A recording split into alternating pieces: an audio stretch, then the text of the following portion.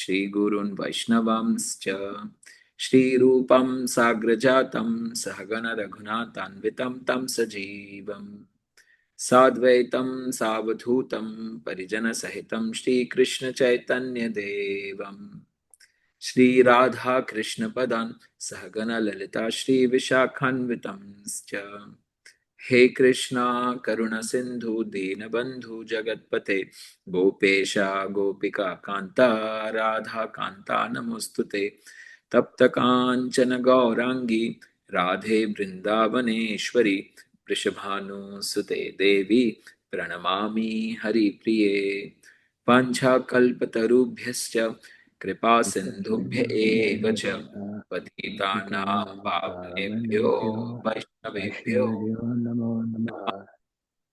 जय श्री कृष्ण चैतन्य प्रभो नित्यानंद श्री अद्वैत गदाधर श्रीवासादि गौर भक्त वृंद हरे Krishna Krishna Krishna Hare Hare Hare Ram Ram Ram Hare Hare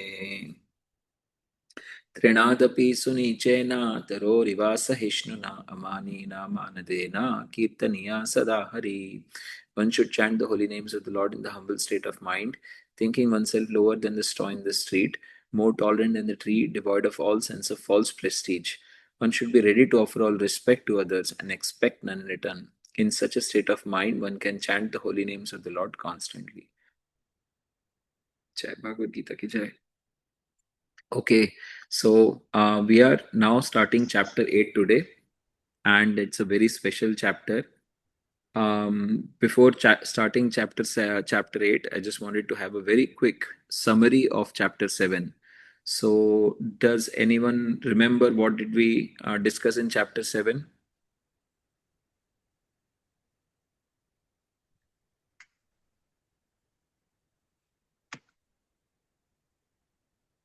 By repeating, we will have a very strong muscle memory, and what a gift if we have muscle memory of Krishna. So chapter 7, any remembrance what we discussed in chapter 7? I remember just a few things. Paraprakriti and aparaprakriti. Paraprakriti, the jiva, the living entity.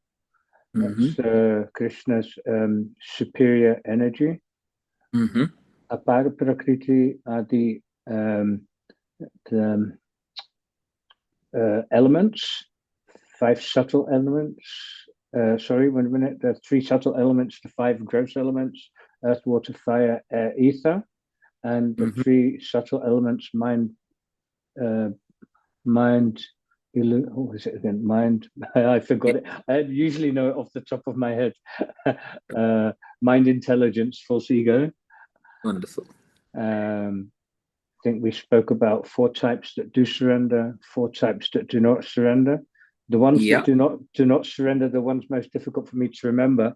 I know it's the less intelligent, the lowest among mankind. And there's 2 others which I can't remember. Maybe one of the other people remember which 2 others they are. And then there are the 4 that do surrender. Inquisitive, the wise, the wealth seeker. And what they call the ones that are curious. Jnani. Inquisitive, inquisitive, yeah. Distressed, and knowledge seeker, Jnani. Wonderful. Anything else? Anyone? Hare Krishna Prabhuji. I'll try from my notes again. Yes, go ahead. So, Gauranga Prabhu was talking about like the people who do not surrender to Krishna. They were like Mudha, that is like who is like animalistic kind of traits. Then you had like lowest of mankind, like Nara Adama. Correct. And then you have Maya Aparata Jnana. I think you said like who are deluded, Yes. the Mayavadis and all, little bit. Or maybe not so harsh. I mean to say, like, who doesn't think have, even though they have studied scriptures and all knowledge, but they're still stolen by Maya and they think God as an ordinary person. Correct. Then you have like people with demoniac entities, like who are Atheists. envious of God. Atheists. Yeah. So Mm, that was like four types of Dushkritana, because Gauranga Prabhu said, if we remember, you talked yeah. about like the rarity of pure devotees, but Mm, after revising chapter 7, you went to like, text 20 onwards, like demigod worship. And mm, mm, the result of demigod worship, like who worships demigod, like you said, like people generally who are in lower modes. mm, And he said, then Krishna says in like in chapter 22, I think, Krishna says like, I mean, like he gives independence to everyone, mm, because as the we have super soul in everyone's heart, so he understands our requirement, our desires, mm, and therefore accordingly he directs them us to particular demigods for mm, fulfillment of our desires. And if our worship to demigods are powerful, those demigods again redirect us back to Krishna, because all mm, the demigods' power comes from Krishna only. They cannot bestow us anything independently. Then you talk about a bit of the impersonalist or Mayavadi. What mhm, what Krishna says about impersonalist, the impersonalist think that the supreme person is like impersonal, from where the word impersonalist comes, mm, and they think that they think that the impersonal formless Brahman are illusionary form of Krishna, and the other things, like they believe that the human body does not have soul, like the mm. voidist. But Voidists. believes that, you said, but strangely they believe in reincarnation, but cannot explain who reincarnates actually. Uh, Correct. then you talked about like Krishna reserves the, okay, what you asked us, like why we think, like many people say they don't get to see Krishna, where is God and all that. And Krishna says like, um, I'm not visible to everyone, just like sun is visible to everybody. I'm Mm, covered by my internal potency. With our material eyes and material senses, it's very difficult to understand him. And mm, therefore, the foolish people don't know, because he's unborn, he's infallible. So, mm, Lord is never covered by illusion when he says that I'm covered by my internal potency, but our thoughts, our vision is. mm, And then you talked about whom, who can be like determined as who can do determined bhakti, okay, who are eligible for. mm. And Prabhuji, forgive me, I'm just trying to my scribbling and notes, so forgive me as I'm like, I'm, I'm loving it because every session mhm, I want whoever is attending the course for them to remember mhm, uh, whatever they have done in the previous session. mhm, And because actually the gift of Bhagavatam is remembrance of Krishna. mhm. So we have all accumulated here to for what purpose? To remember Krishna, right? To love Yes, Krishna yes, back. yes. So So if we want to love Krishna, and then we have to remember Krishna. yes, Prabhuji. And you said like who can do determined bhakti? Hmm, Who is engaged in his service with determination, one who is freed from the dualities of delusion, who have come with lots of points from the past life, from the previous pious activities, good fortunes, therefore, and whose sins are eradicated. hmm, Um, and you also mentioned something like you said, like Krishna says, like engage in my service with determination. As long as you have association for pure devotees, you said like how association is so so important. correct. You gave and that one. Then you talked about, as Gauranga Prabhu said, six types of devotees, like who is trying to strive for liberation from old age and death, and some. I'm like, No. with what motivation most of us, go for serving Lord. And Kevalya Bhakti, there are like two Uttam Bhaktis you talked about. So Mm-hmm. that much I have written down. And you also talked about those who know me as Adibhuta. Like the governing principle of material manifestation. Then you have Lord of Sacrifices like Adhiyagna, then Adhideva, controller of demigods. And you also talked about Prayan Kale, whoever are in full conscious of me and can understand me even at the time of death like Prayan Kale. Then, yeah, those things only, Ah, Prabhuji, I remember. And forgive me for all my broken parts and pieces that I'm I trying to. wish Mataji, I wish I could do what you do. I cannot write and listen at the same time. It's impossible for me. I can't do it. I can't do it. Not possible. It's not possible for everyone. It's true. Yeah, and there was also one thing that, if you don't mind me saying, there was also something about the Mayavadis that Yeah. uh, they're less intelligent because the results are temporary, Mm-hmm. and there were a couple of other things, but results are temporary. I remember that, and yeah, that I just wanted to say. I don't want to take up other people's time. Sorry. No, no, no. I think when our Wonderful. merits get exhausted, we again come back to this earth. So it's, as you said, it's temporary. So we don't get to the higher planets of this thing. Some might go to heaven or other planets where the demigods reside. It's not like complete moksha or in Vaikuntha that we strive for. Mm-hmm. I think you asked a question which we were not able to answer, Oh correct? yeah, I forgot. Yeah, like why do we need to worship longer and do service longer if we are trying to serve the demigods? Prabhuji also gave example of like, the demigods are his limbs. Mm. Yes. Well, I have had the question. I think we came to an answer also that okay, Yeah, the demigods are limbs of Krishna and Krishna is eternal. So our demigods also their worship is also eternal or not? Oh yeah. yeah, So we realize that okay, their worship is not eternal, but most importantly, if you worship the demigods in relation to Krishna, or actually appreciate demigods in relation to Krishna, then there is a chance of reaching to a stage of pure bhakti or kevalya bhakti. Kevalya bhakti means no demigods, yeah, direct Krishna. But even those people who are respecting demigods, or we as devotees who are worshippers of Krishna, we don't disrespect Krishna, demigods. We don't disrespect demigods because we understand that they are also uh, the devotees of the Lord, right? So this is where we stopped. Let me just bring you see my presentation, I guess. So this is where we stopped. Seventh chapter, we stopped with mhm.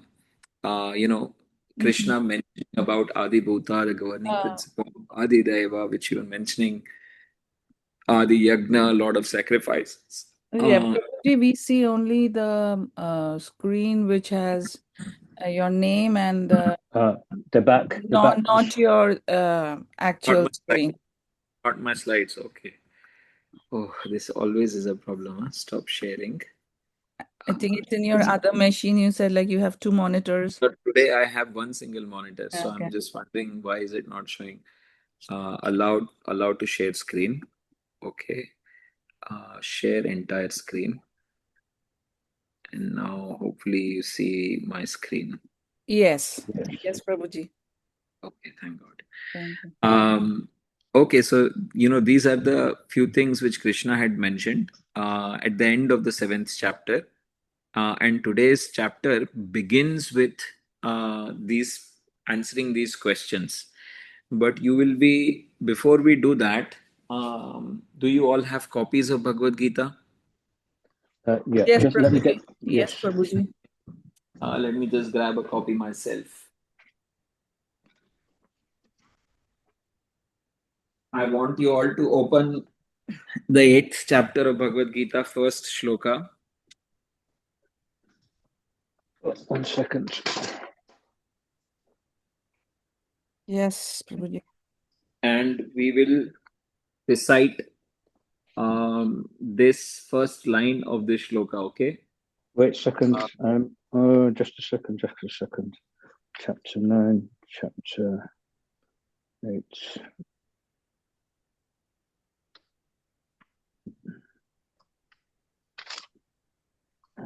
Yeah, I have it. Okay. So, and there's one other devotee, Nagesh Prabhu or someone. Sorry, I forgot. What's the name of the devotee here? Nagesh Prabhu. Nagesh Prabhu, you're here with us? Could you please unmute yourself and let us know you are here? Hare Krishna Prabhu. Hare Krishna Prabhu. Do you have Bhagavad Gita with you? Chapter 8, first shloka? Just give me 1 second.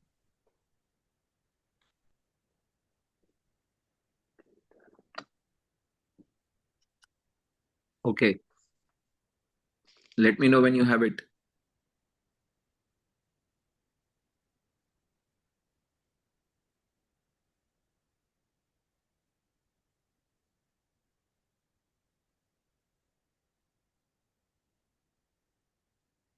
Yeah. The first sloka. First shloka.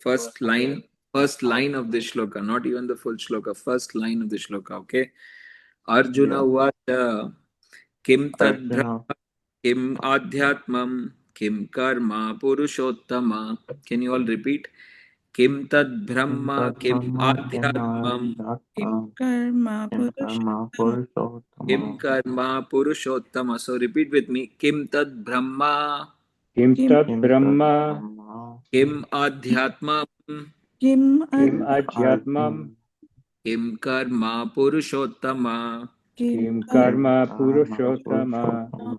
Kim tad brahma Kim adhyatmam Kim Tad kim Brahma tat brahma, kim adhyatmam, Kim karma purushottama. kim karma purushottama, Adibhutam cha kim protam adibhutam cha kim proktam, Adidevam kimuchyate. adidevam kim Uchate. uchyate. So we repeated this first line of the shloka or half shloka. And now I'm going to tell you the glories of just reading this half shloka or reciting this half shloka, not even the full shloka. The glories of this chapter of Bhagavad Gita are immense. Mother Parvati asked this question to Lord Shiva, and Lord Shiva narrates a pastime of a Brahmana called Bhava Sharma. Bhava Sharma was a very wretched Brahmin in ancient times, and this Brahmin he basically married a prostitute, and he would kill people and steal things, and he was a very wretched soul.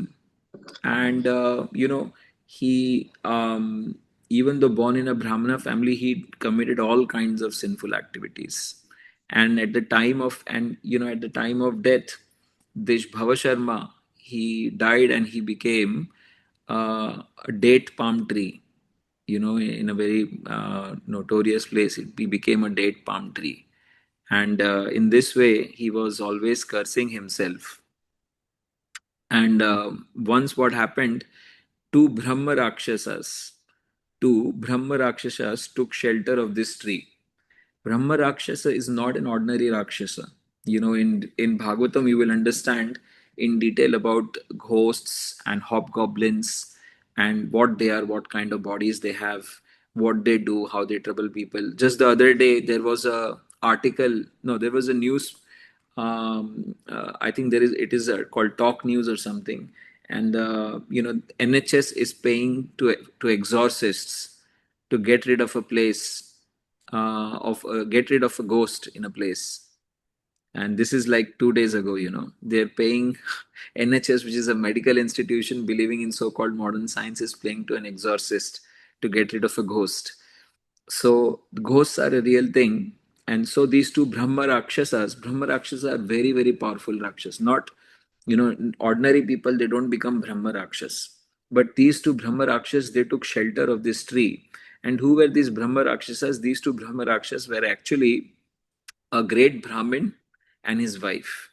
This Brahmin, he was very learned in all the Vedas, very devoted, but this he was also very greedy. And his wife was by nature, she was very greedy, and she was very evil minded. So they both will collect lot of charities, but the problem was they would never give charity to anyone else. They were just collecting and collecting and collecting and collecting, but never giving back.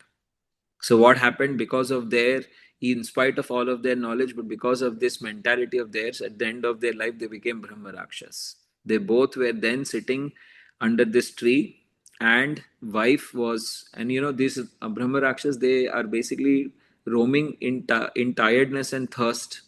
They are very thirsty, but they can't get water. So they were talking to each other, and the wife was speaking to this husband. They both were being a Rakshas.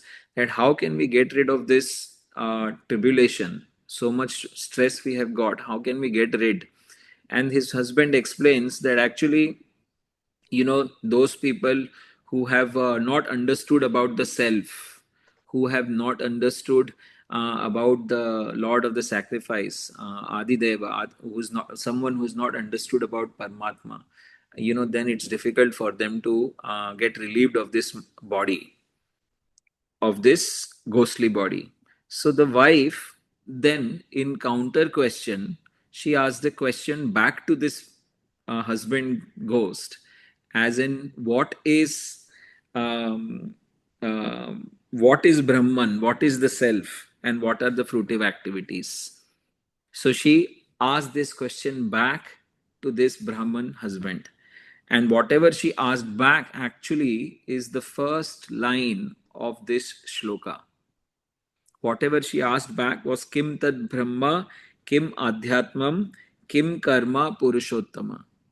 And she actually asked this back only in relation to what her husband had told her, that no one can understand or get relieved or get liberated if they don't understand these topics. And so she just naturally asked back a question, but whatever she asked back happened to be words of the Supreme, words of Arjuna, words in Bhagavad Gita. Okay, if you read this verse, it says Arjuna Uvacha. It doesn't say Krishna Uvacha. So only Arjun had been inquiring this question. So she inquired the same question from his husband, wife, and what happened? Bhava Sharma, who had become the date palm tree, he got liberated just by hearing this first line from this lady. He got liberated and he attained a Brahman body back. And the lady and her husband, who were in this body of a Brahma Rakshas, they immediately, just on asking this question to her husband, they both went back home, back to Godhead, to Vaikuntha Dham. So, seeing this whole thing, Bhava Sharma, who had now regained his body back, a Brahman body back, he went to Haridwar, and there he started worshipping the Lord, and he was constantly chanting only this one single line, which is Kim Tad Brahma, Kim Adhyatmam, Kim Karma Purushottama. So Mother Lakshmi, she saw Lord Vishnu one day during his time of sleep. He was not sleeping; he was sat. And so she asked him, "What is the cause of your, not sleeping and being sat?" And Lord Vishnu explained that there is a devotee of mine who is constantly chanting this line, and I am just thinking how do I best reward him. And then eventually Lord Vishnu rewarded him his own planet, Vaikuntha Loka. So this is the glory of chapter 8 of Bhagavad Gita. Just by even half a shloka recitation, memorization and recitation, even half a shloka, you get unlimited benefit. What to speak of if you actually memorize and recited 2 shlokas, 3 shlokas, 10 shlokas? It is said that at least 108 shlokas we have to memorize and recite from Bhagavad Gita. If not 108, 50 key ones. This every follower of ISKCON should know, because these 50 key shlokas, they actually tell you the essence of bhakti. They actually tell you essence of what Krishna is telling Arjuna. And these are the 50 shlokas. If you know, then you can stand in front of anyone in the material world. May they be Mayavadi, may they be Buddhist, may they be anyone else, you will be able to stand in front of them and have a conversation with them. So these are called 50 key shlokas of Bhagavad Gita, ideally 108, but if not 108, then 50, at least 50. So this is the power of the 8th chapter of Bhagavad Gita, which we are going to start today. It's called Attaining the Supreme. So it's a beautiful chapter, and this is what I told you the pastime of power of this just first line of this chapter. So imagine what is the result of actually studying, reciting this chapter itself, and many beautiful shlokas which I personally relish, and they are the most instructive. They are also the most enlightening. They come in this chapter. So this is the key of this chapter. Seventh chapter ended with some questions from Arjuna, and so Krishna begins by answering those questions in the first four verses. And because one of the points in the question that Arjuna had raised was about how to remember, how to surrender to the Lord, or how to remember the Lord at the time of death. So Krishna answers this last portion, prana kale, meaning at the time of death. This last point that Arjuna had raised, Krishna answers this in rest of the whole chapter. So 5 to 8, he explains about remembering Krishna at the time of death, and remembrance can be of different types. So Krishna explains remembering in mixed devotion, or devotion mixed with some yoga. And then he explains remembering Krishna in pure devotion. And when he explains how to remember him in pure devotion, and then at that time he explains to Arjuna about he mentions to Arjuna about spiritual world. So because he had mentioned about spiritual world, in next few verses he explains the difference between the material and spiritual world, and then what is the destination of a different types of yogis, which is supremacy of the pure bhakti. That how different types of yogis, where do they go? Oftentimes people ask this question: what happens after death? Or where did my father go after death? He passed away. Where did he die? Where has he gone? And remember, even my friends from my childhood, they had to suffer a lot of trauma because they lost their father.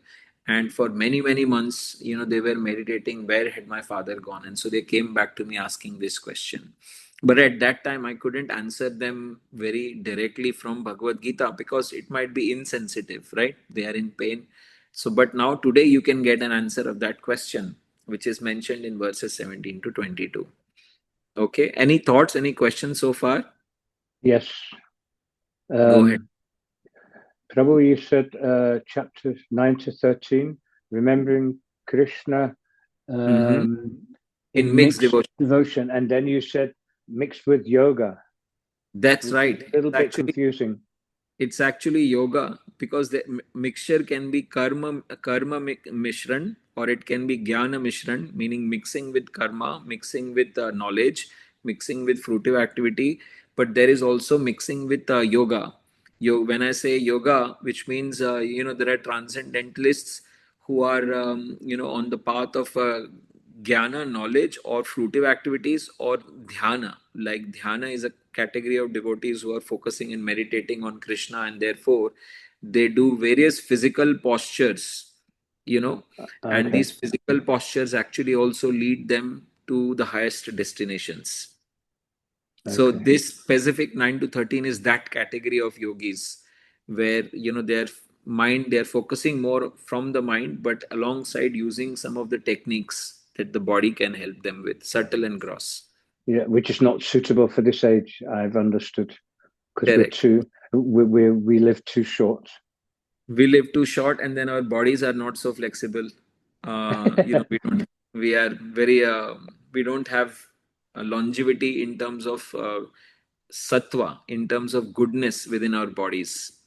So therefore modern day you will see these kinds of foods, right? They always say gluten free, they always say this free, that free. Back in the days food was food, but now it is so many things. Food is not just food, because actually there is lot of chemicals. There is no mode of goodness in the food. This is all packaged and doesn't come directly from nature. We eat noodles, whereas actually we should eat rice directly. Rice noodles versus rice, because rice is the natural form of the food which was given by the nature, but then we crush it. Pasta is very similar, we crush it, we give it a shape. So the sattva gets degraded as we are living in the Kali Yuga. So because there is no longevity in the food, therefore the body itself doesn't give you the full strength. So therefore this kind of yoga becomes very difficult. We'll see that as we go further in the chapter. Thank you. Okay. Any other thoughts, questions before we move? No. Okay, so let's move ahead. So as I said, first 4 verses, Arjun had in the previous chapter, Krishna has answered certain things to Arjuna, and now Arjuna is asking those very same things to Krishna from the previous chapter. And first 4 verses are gone in Krishna explaining. And Krishna also is explaining about Kevala Bhakti or pure devotion and Yoga Mishra Bhakti or mixed devotion here. And then also the destinations of the yogis, essentially, which is towards the last. Also, while explaining these answering questions of Arjuna in these 4 points, Arjuna refers to Krishna as Purushottama, and he does this purposely because Arjun is telling to Krishna that, okay, actually, you are the supreme authority. You are the Uttama. You are beyond tamas. Tamas means mode of ignorance. You are Uttama, and you are not just Uttama. You are Purusha. Which means you are the original authority to answer, and your answer will be beyond the material modes of ignorance and passion. They will be in Shuddha Sattva. So you are actually the authority. So he refers to Krishna as Purushottama in these verses. He also refers to Krishna as Madhusudana. Madhusudana because Krishna killed a demon named Madhu, and here Arjuna wanted Krishna to actually kill his doubts, because sometimes questions can result in doubts. So therefore he is referred to as Madhusudana. And also, there is King Kulashekhar's prayers, which are mentioned here, which I will come to it in a moment when we discuss these. But these are essentially the questions which Arjuna had asked, and Krishna. These are the answers Krishna had given. What is Brahma? Brahma, the word literal meaning of Brahma, depending on how you pronounce this word, it has got different meanings. Brahma can mean Lord Brahma, the creator of the material worlds. Second, Prabhupada calls him secondary creator of the material world. So Brahma can mean that. Brahma can also, when I say Brahma with a long A, then it could mean that. If I say Brahma with a short A, it will be Brahma. Brahma, not Brahma, it's Brahma. And if I add N to the end of Brahma, it becomes Brahman. And if I add double A and N to the end, it will become Brahman. And Brahman would mean, like an order in human society, like Brahman, Kshatriya, Vaishnava, and Shudra. So depending on how you pronounce this word and how you add few things in this word will have different meanings. So every time you come across this word, you have to be slow and you have to be careful in understanding what is the context of the word. So here the word is Brahma, not Brahma. So what is Brahma? Brahma means the indestructible aksharam, transcendental living entity separate from the material body. So here Brahma is actually referring to soul. Then what is Adhyatma? And Adhyatma means here it is referred to as Swabhav. Krishna explains the eternal nature or the impressions that accompany the jiva and govern the body. So jiva means also soul. So the nature and impressions, meaning samskaras that we have captured. Samskaras means impressions or imprints that the soul captures. Imprints or impressions that the soul captures, and that very same nature which govern the body. That is called Adhyatma. And then he's asking what is karma? So fruitive activities of the jiva that lead to the transmigration from one material body to another. So here karma is not divine karma. Here karma is like just normal karma. Normal karma, usually when you use the word karma, it stands in the material context. So in material context, it means fruitive activities, And fruitive activities will always lead in transmigration from one material body to another. Then Adibhuta. Adibhuta means Prakriti, the constantly changing physical world or material body consisting of the material elements. And then Adi Deva. So if I go to Sanskrit and explain to you by breaking down, if you take the word Adi Bhuta and Adi Deva, you will see this Adi is a prefix to the main word. So Does it mean Adi, I? pardon? Does it mean I or me or something like this? Adi. Adi means primeval or before. It literally means Adi means first or original or primeval. Govindam Adi Purusham. You have heard this? Of course. So Every Adi morning. Purusham. Yeah, so exactly. So Adi Purusham means he's the original primeval or the first entity. Adi Purusham means the first Purusha. Why So do devotees like Adidas all the time? Adidas. Yeah. Yes. It usually means that the first servant or the original servant, which is Lord Balram, like that. Mhm. So here Adi Bhuta means Bhuta generally refers to living entities, and Bhuta could also refer to Prakriti. So Adi Bhuta means the original Prakriti or the first Prakriti that is created. Here, therefore, the word for Adi Bhuta is Prakriti. Prakriti means material nature. Hmm? Bhuta also means living entities, and Bhuta can also mean Prakriti. So, therefore, in this context, Krishna is saying Adi Bhuta is Prakriti, the constantly changing physical world or material body. Like the material body is changing from boyhood to youth to old age. So, that can also be taken as Adi Bhuta. Hmm? And then Is there Adi something Dev. that I'm sorry? I don't know Yeah. if I can raise my hand on the screen. I don't think it works. The only problem is I can't see the video at the same time as I'm presenting. It doesn't matter. It doesn't matter. Anyway, you're talking about Prakriti, but won't that Hmm. become confusing with Para Prakriti and Apara Prakriti? Is that something? I mean, it means something similar, but something different at the same time. Yeah, because Prakriti in general sense means nature, right? Uh, Okay. nature, when you speak, nature has two semantical meanings. One is nature means the material nature, Mm-hmm. and the second is nature as in your innate nature. What is your constitution? Or, Yeah. so that is also nature. So, like my nature is to be happy, my nature is to be hungry. So that is one nature which is attributed to my constitution. But then Mm-hmm. I can speak of material nature as in noun. So Okay. so Prakriti in this sense is literally means material nature, and that material nature includes material body. Okay. I have to stay really focused. Go on. Yes. Thank you. Exactly. Every single word in Sanskrit has multiple meanings. So therefore, Adi Daiva. Now, Daiva literally means something which is beyond, or Adi Daiva means Virat Purusha. Here, Virat Purusha means the universal form of the Lord. In 11th chapter, Arjun asks Krishna to show universal form, and Krishna shows the universal form. And in this universal form, there are all the demigods and different planets. So here, Adi Daiva. Daiva, um, as I said, it means divine. So who are divine? Divine beings are, demigods are divine beings because they are on higher planetary systems. Lord Brahma and all the Rishi Munis which reside in Maharlok and Tapaslok, where tapasya is done or austerities is done, they are all divine beings. So therefore they are referred to as Daiva. Adi Daiva means the original divine being.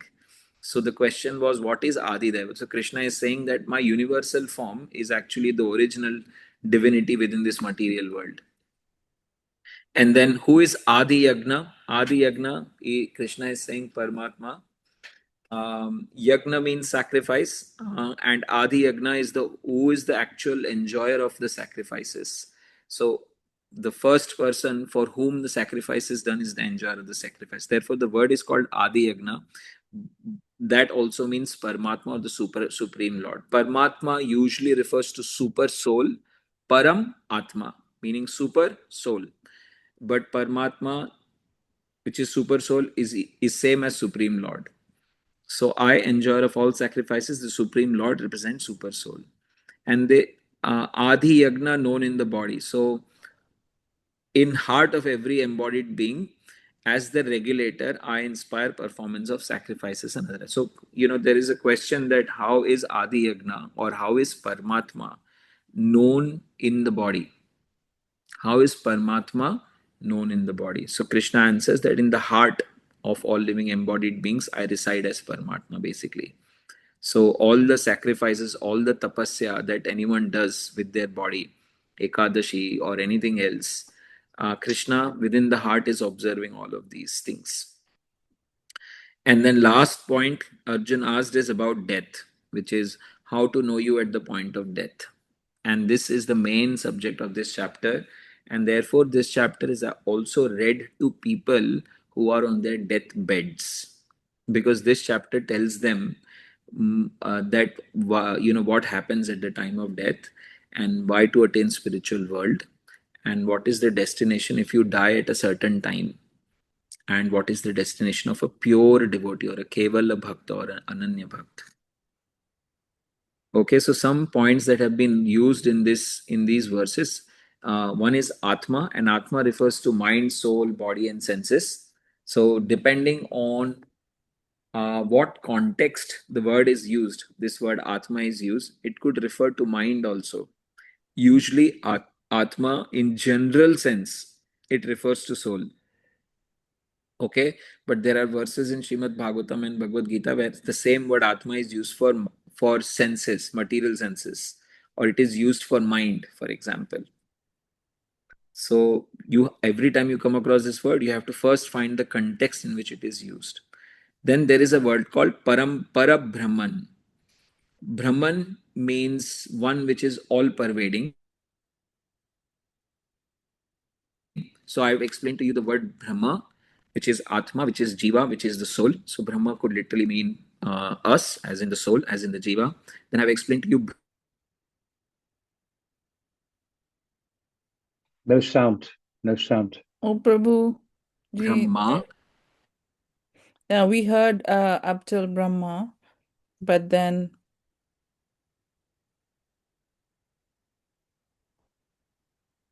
Prabhuji speak, his sound is not coming. Means the Lord Brahma, who is the Oh, okay, second creator. now it is coming. Haribol. Haribol. Yes, now Okay, it's okay. gone. Now it is coming, Prabhuji. Yeah. Okay. Yeah, so Brahma, then Brahman. Brahman means something that is all pervading. Okay. And then so soul is also actually all pervading by its nature. But at the same time, it has a form. And then we have also spoken about the word called Parabrahman. Parabrahman, meaning the supreme soul, meaning the super soul. So the super soul, the same concept of super soul is referred to by the Sanskrit words of Parabrahman and Paramatma. Okay? Paramatma, Parabrahman, they refer to super soul.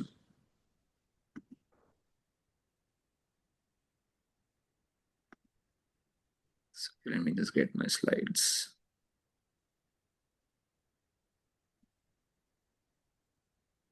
So there is also a concept of Jivatma or living entities, and living entities are never equal to Parabrahman, okay? Jivatma is never equal to Paramatma. So here Prabhupada is mentioning that impersonalist commentators on Bhagavad Gita unreasonably assume that Brahman takes the form of a jiva. So all pervading takes the form of a jiva in the material world. And to substantiate this, they refer to the chapter 15th, verse 7 of Gita. So can you all open chapter 15, verse 7 of Gita? Sorry, once more, chapter 15th, 7th verse.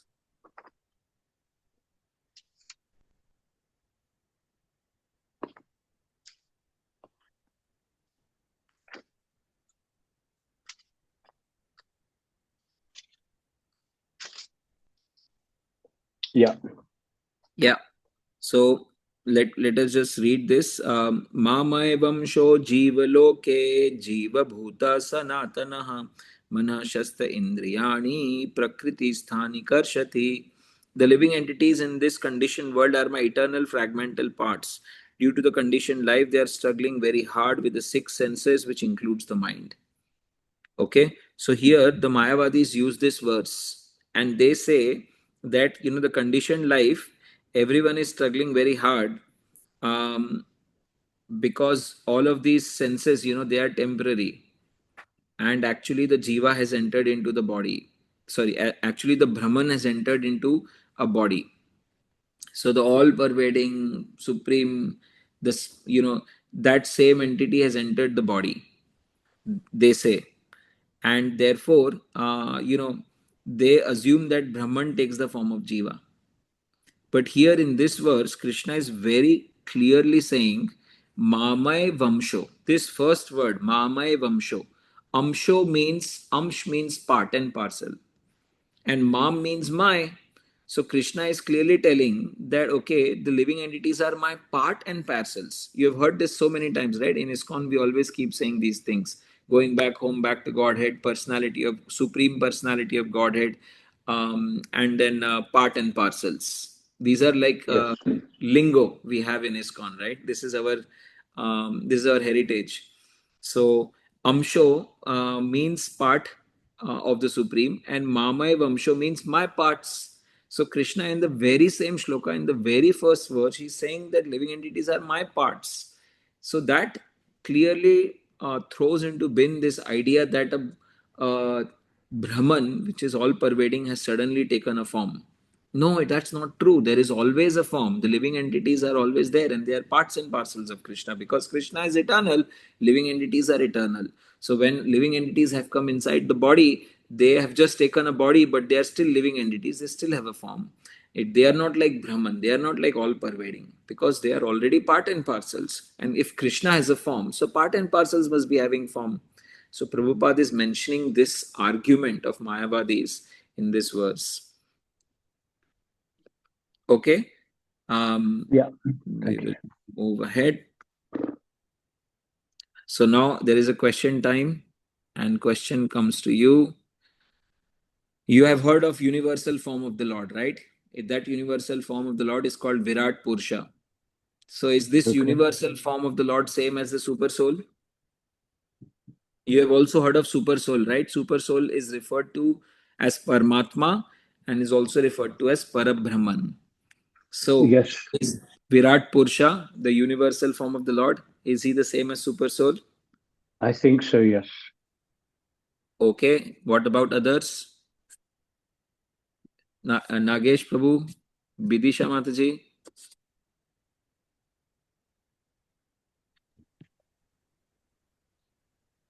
You haven't heard of universal form. It is described in 11th chapter. So if you don't have an answer, that's perfectly fine. So the super soul resides in our heart.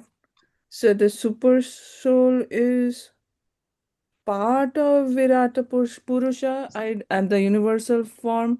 I don't think it is equal to, it is part of. But again, forgive me, Prabhuji. Okay, okay, no problem. It's just just a question to intrigue. No, I And feel bad when I don't know. I'm pretty ignorant. doesn't matter. We are all in ignorance. We are all learning. So don't feel bad about it. It's a conversation. Yeah. Nagesh Prabhu, what do you think? Is Virat Purusha same as Super Soul? Sorry. Um, I'm not really too sure. Okay, okay, no problem. That's perfectly fine. So I Virat think it's part Purusha, of the super soul because part and parcel. part and parcel of the Super Soul. Yeah, we're all part and parcel. Yep, Universal form is also the Lord, just in a different form. correct, wonderful. Yes, that's true. So answer is Virat Purusha is yes. Virat Purusha is part of the Super Soul. Super Soul is everywhere, and Virat Purusha is also everywhere. So super soul is like in every single atom, every single element, oxygen, nitrogen, whatever you have heard of, those chemicals, they get property because super soul gives them that property. Water is a liquid. That property is coming to water because super soul enters into every single element and gives certain properties and attributes to matter. And similarly, super soul is in everyone's heart. So in our hearts we have super soul. But important point to know is we have our own soul, and next to our own soul is the super soul. This is the point which we have to understand, which is mentioned in many of the Vedic literatures. And this is the point which separates us from lot of this other schools of thoughts, because they think that we only have super soul within us, or they will say soul is same as super soul. But we are telling soul is not same as super soul, because Krishna is saying so in Bhagavad Gita. Soul is small, whereas the super soul is infinite. So soul is of the same quality as a super soul, but we have limited qualities, meaning we have limited qualities, and the super soul has unlimited. The degree of the quantity is unlimited in the super soul, because the super soul is the supreme lord. So this is where we stand apart, and soul is different to super soul, and universal form of the lord is also same as the super soul, Virat Purusha. Okay, next question. Is super soul Paramatma same as Atma? No. No. Vidisha Mataji? No, Prabhuji. Okay. And Nagesh Prabhu?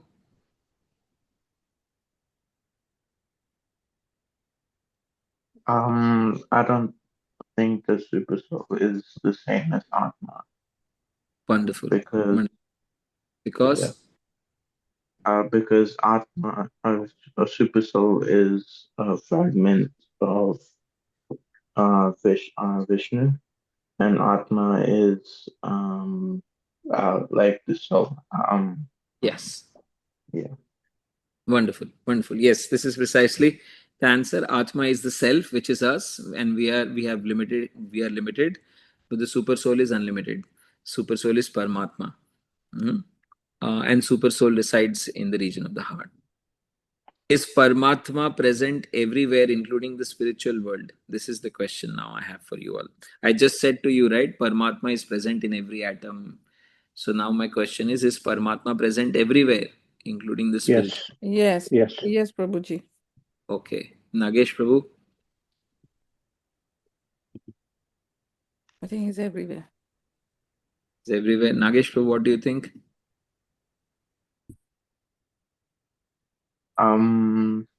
I believe that the Paramatma is all around, is located there. I'm not Mm-hmm. really too sure because I mean I feel like the Paramatma is located in all the living entities, True. but I'm not sure about the non. That the Hmm. non-living entities. Yes, I just mentioned that Paramatma is also present in even the non-living entities, like the stone, the wood, the fire, the all elements. You know, otherwise those elements will not have the properties. You drink water every day; it's not a living entity. But what makes water water? Why is water not silver? What's the difference between liquid silver and liquid water? Liquid gold and liquid water? They have different characteristics, right? So every single element has got characteristics because Krishna enters into each of the elements and gives them certain properties. Like salt becomes salty. If you have fine crystals of salt and fine crystals of sugar, you can't make out which one is salt and which one is sugar. In fact, we had a case in temple where a delicious chocolate cake was made. Only thing that it was, instead of a sugar, it was salt. But I have another question then about this, or some input. The super soul is God, Krishna. Correct. And Krishna created the world. Yes. All the universes. Yes. Everything. All Everything. creation. So Correct. isn't that the simple answer? But now Paramatma, you said like he's witnessing everything, right? Yes, is next within the heart and is witnessing everything. And at the But same then in the spiritual world, you mean like Indra's world or Vaikuntha? Indra's world is not, it's heavenly planets. Heavenly planet is Okay, not. now the spiritual world. Then if Krishna is there, then why does he need Paramatma over there? Okay, good I don't question. know. You I'm don't. thinking. London College of Vedic Studies, Alexander Prabhu, you want to answer this question?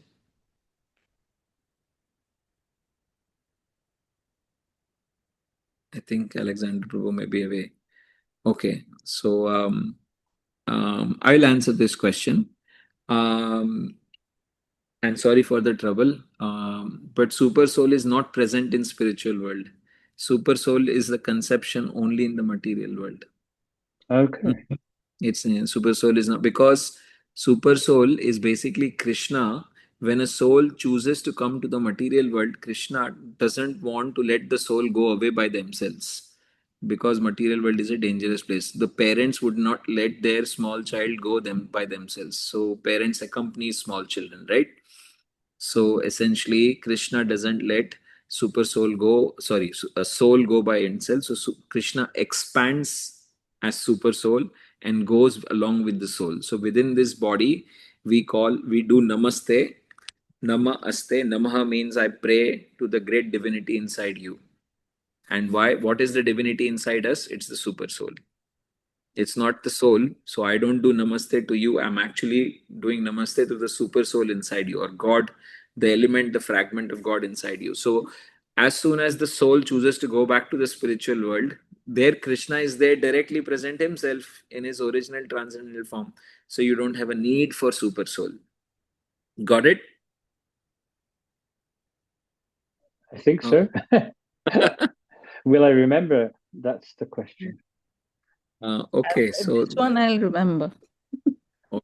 You and will, then what? yeah. Yeah, because it's a witness thing. That was I somewhere in a different form I had this question. I'm like, someone is always witnessing me, what I'm thinking, what I'm doing, what happens when I Correct. get moksha, Is it When like, you get, yeah, because I don't need to, because I'm not impure anymore.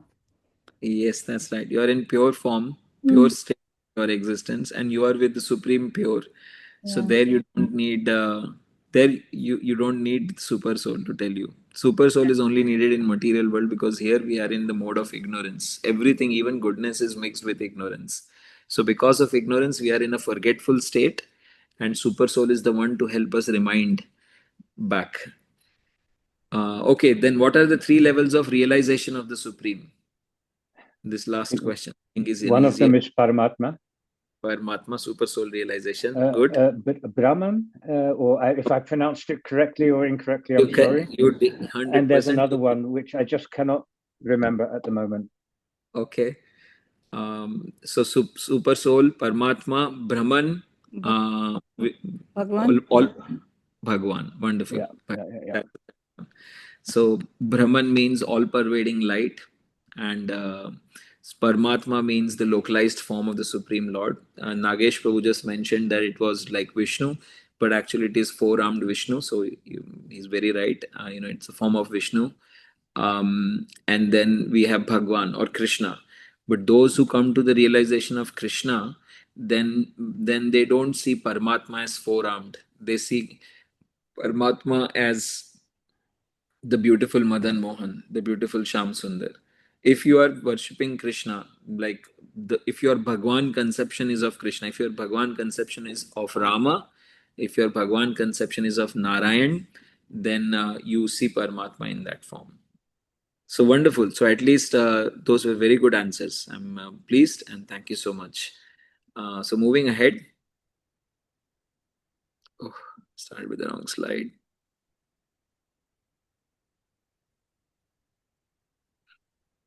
Then next verses, Krishna is telling about how to. So first Krishna has answered all the questions of Arjuna, and now Krishna is going to answer the last question, which is prana kale, which means at the time of death. And this is so important for a devotee. Our entire existence is because of these two verses, really. Any Hare Krishna devotee, this is why we are here, because we want to go back home, back to Godhead, right? We want to be with Krishna, and how to be with Krishna is, this is what Krishna is telling. And everyone should memorize these verses. Antakale cha mameva smaran muktva kalevaram यह प्रयाति samadbhavam yati nasti atra samshayah. So if I take down Sanskrit, it is antakale. Ant means at the end, kale means time. So antakale means at the end time, meaning at the time of death. Antakale. Cha mam eva. That if someone, mam means me. So if someone remembers me, remember is smaran, and muktva means liberation. Kalevar means this body. This body is called Kalevar. So if someone quits the body by remembering Krishna at the time of death, Krishna says, Yah prayati sa mad bhavam. Mad bhavam means my nature. Bhav means my own nature, and mad bhavam means my nature. Yati nasti atra samshayah. Samshayah means doubt. Nasti atra samshaya means no doubt. Meaning, if you remember me at the time of life, at the time of quitting your body, then at once you will attain my nature. Of this, there is no doubt. And this is why devotees, we are practicing Krishna consciousness. Right, correct? So, someone might then say, Prabhupada says remembrance of Krishna is not possible for the impure soul who has not practiced Krishna consciousness in devotional service. Someone might say, okay, I'll do a cheat, I'll do a hack. All of my life, I will do what I like to do, and at the time of death, I will manipulate the situation in such a fashion that I will remember Krishna. Correct? I wish it was that easy. So, there was one devotee who asked this question to Gaurang Prabhu once. They heard about Ajamil, that how Ajamil, he, all his life he enjoyed. And then at the time of death, he saw these Yamdutas, and then he, called out the name of Lord Narayan, and then he was given an opportunity to practice again. So this young devotee asked the question. He said, oh, this is amazing. He enjoyed also in his life, and then he went back home, back to Godhead also. So, this is like a cheating mentality, so we don't want to do that. And so, Prabhupada, therefore, he is clarifying in the verses that, you can't cheat God suddenly at the time of death to remember Krishna. You have to practice it throughout your life. So, remembrance of Krishna is not possible for impure souls. So, you have to first become pure. Impure soul who has not practiced Krishna consciousness in devotional service. So if you have not practiced Krishna consciousness in devotional service, if you have not practiced all of your life to be conscious, be remembering Krishna even now, then how will it be possible at the time of death? Prabhupada is saying it is not possible. Yeah, that's not very motivating. No, because if you start practicing at a much later age, yes, like myself, yes, it's therefore Prabhupada said, no, therefore one should practice Krishna consciousness from very beginning of life. So I can't go back. Yeah, no, you have a very genuine question, because there are a lot of devotees, lot of people who actually come to Krishna consciousness at very late age in their life.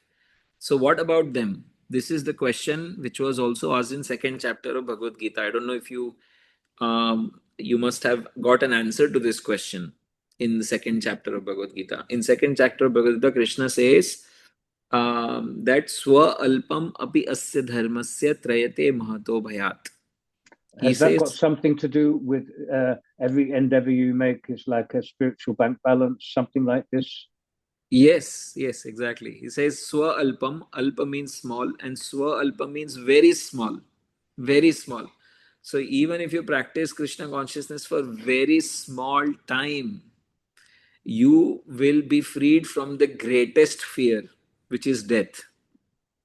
Trayate mahato bhayat. What is bhay? Bhay means fear. So you will be freed from this fear of death. even if you practice it for very small time. So that doesn't mean we know about Krishna and we practice it only for small amount of time. But even if someone practices Krishna consciousness because they knew Krishna only during their last 10 years or last 30 years, last 20 years, and actually even those people who have started from young age, that is also small time, because we have been spending millennia after millennia and different bodies in this material world, right? So one lifetime is also a blip in the continuous time. There is unlimited time, and even one lifetime is a blip there. So, but Prabhupada recommends one should practice Krishna consciousness from the very beginning of life. If one wants to achieve success at the end of his life, the process of remembering Krishna is very essential. So the stress is on. So the stress is on the process of remembering Krishna, hmm? And it is an essential item of bhakti. It's not a 12 o'clock. Okay, I'll move out. So it's essential. Essential means it's important. It's the essence of bhakti. It's not a nice to have. It is a must have. So devotees are supposed to remember Krishna, and therefore one should constantly, incessantly chant the Mahamantra. Okay, constantly, incessantly chant Mahamantra. So this is the process of remembering Krishna. 8.6 says whatever I one see remembers. that Bidisham Mataji has raised her hand. I Okay, can see okay. it. Thank you for saying it out, because I can't see your picture and images. Hopefully, you see my slides, right? Yes. Yes, Yes, Birisha. Prabhupada. So Yes. the question I have is, yeah, as you said in the previous chapters, like, wherever we start in the next life again from there, no knowledge is also lost. Whatever uh, we aspire now, I feel like we should always think and study in a way that this is my last life, and I Hmm. have to do things as Krishna says with double speed, everything, like, as if I'm in Yes. accelerator. Because I also don't, even though I was fortunate to be born there, but I didn't reap the benefits at that point of time. So even I have started late. The part question I had was when somebody, because we Hmm. all die in different form and shape and pain and everything. If someone is in coma, what happens? Yes. One very wonderful question. And I want to answer that question because this question is answered by Krishna himself towards the end of this chapter. So just bear with me for a few more verses and you will get an answer. Sure, Prabhu. Thank you. So again, continuing in this at the time of death, this is I call yum yum tum tum verse. My daughter also calls it as yummy yummy tummy tummy verse. Um, and this is how we remember it. Yum yum vapi smaran bhavam tyajate antakale varam tam tam evaiti konteya sada tad bhava bhavita. Whatever one remembers when leaving the body, O son of Kunti, he will surely attain a state similar to that object of constant thought. So, whatever is the thought at the time of death, they will attain that. So, what happens to people who can't think at the time of death, like people who have been sedated or people who have gone in coma? What is their thought? Can they think at the time of death? Or can they not think at the time of death? What is their end goal? What happens to them? So this is a very good question, genuine question, and we'll answer that in a short while. So clearly, at the time of that, you don't want to be with your family members, right? Otherwise, you will become another human being in the next life. Correct? Whatever state of being you remember, if they are weeping in front of you and you are also attached to them, because if someone is weeping for you, you becomes like, oh my son, oh my daughter, oh I love them so much, and that is the state of existence you die in. So what will happen? You will be born again in the same family, or you will be born in another human family because you remembered them at the time of death. So simple point of this is, if you remember something else, then you may attain that. So that is very scary because everything else is temporary. You might come back to the material world. Material world is a place of suffering.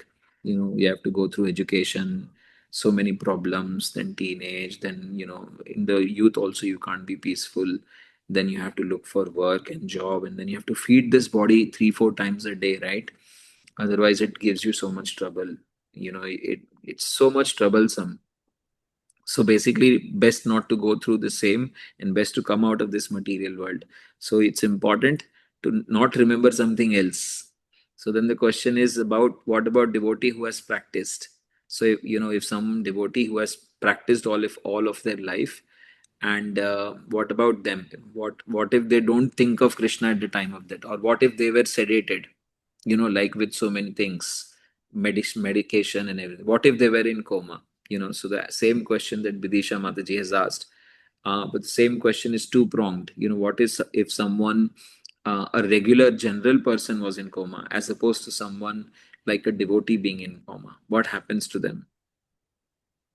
So, since previous thoughts are the cause of thoughts at the death, whatever thoughts we have cultivated throughout our life, they will become the thought at the time of death. One should practice remembering Krishna throughout life while doing his duties. This is what Krishna is saying. And this is the most important thing of how a devotee should lead their life. Most important thing. Because if you have not remembered Krishna throughout your life, you are not going to be able to remember Krishna at the time of death. Okay, so therefore, this is the verse which is a very important one, which is always remember Krishna, never forget Krishna. And Krishna here is adding one more thing. He's saying, and practice it. So practice always remembering me and not forgetting me. This is one of my favorite verses. I quote very often. 8 Are you point. serious? They say, and practice it. I can't imagine that being in the Bhagavad Gita like that. Yeah. Just read the Sanskrit. Krishna says, I Tasma. believe you, but I can't imagine that being Sanskrit. Okay. Yeah, well, okay. Let me explain it, and then maybe you will get the sense in which I have written it. So, tasmat sarveshu kaleshu. Tasmat means therefore. So that's a conclusion, and conclusion word verse is when someone is telling you that this is the conclusion. So their normal expectation is you will follow the conclusions, right? So Krishna is not literally telling Arjuna, you must follow, but Krishna is concluding it. So he's giving a hint to Arjuna that, okay, you remember me at all times. Therefore, he uses the words therefore, concluding it. Therefore, at all times, you should think of me and do your prescribed duty of fighting. So he is not asking Arjun to quit his work, but he's saying, while doing your work, you should always remember me. Hmm? My arpita mano buddhir, by offering your mind and intelligence unto me, with your activities dedicated to me, mam eva shyasi asamshaya, you will attain me without doubt. So literally, Krishna is telling, remember me, always remember me. This is what Krishna is saying. And does he say, never forget me?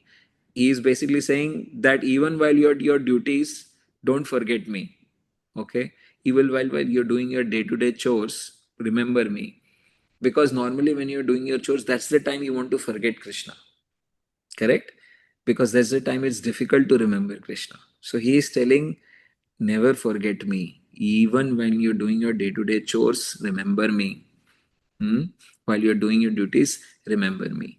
And he says, therefore, if you always remember me, never forget me, and you practice this, remembering me, practicing it, practicing it is mentioned in the next verse.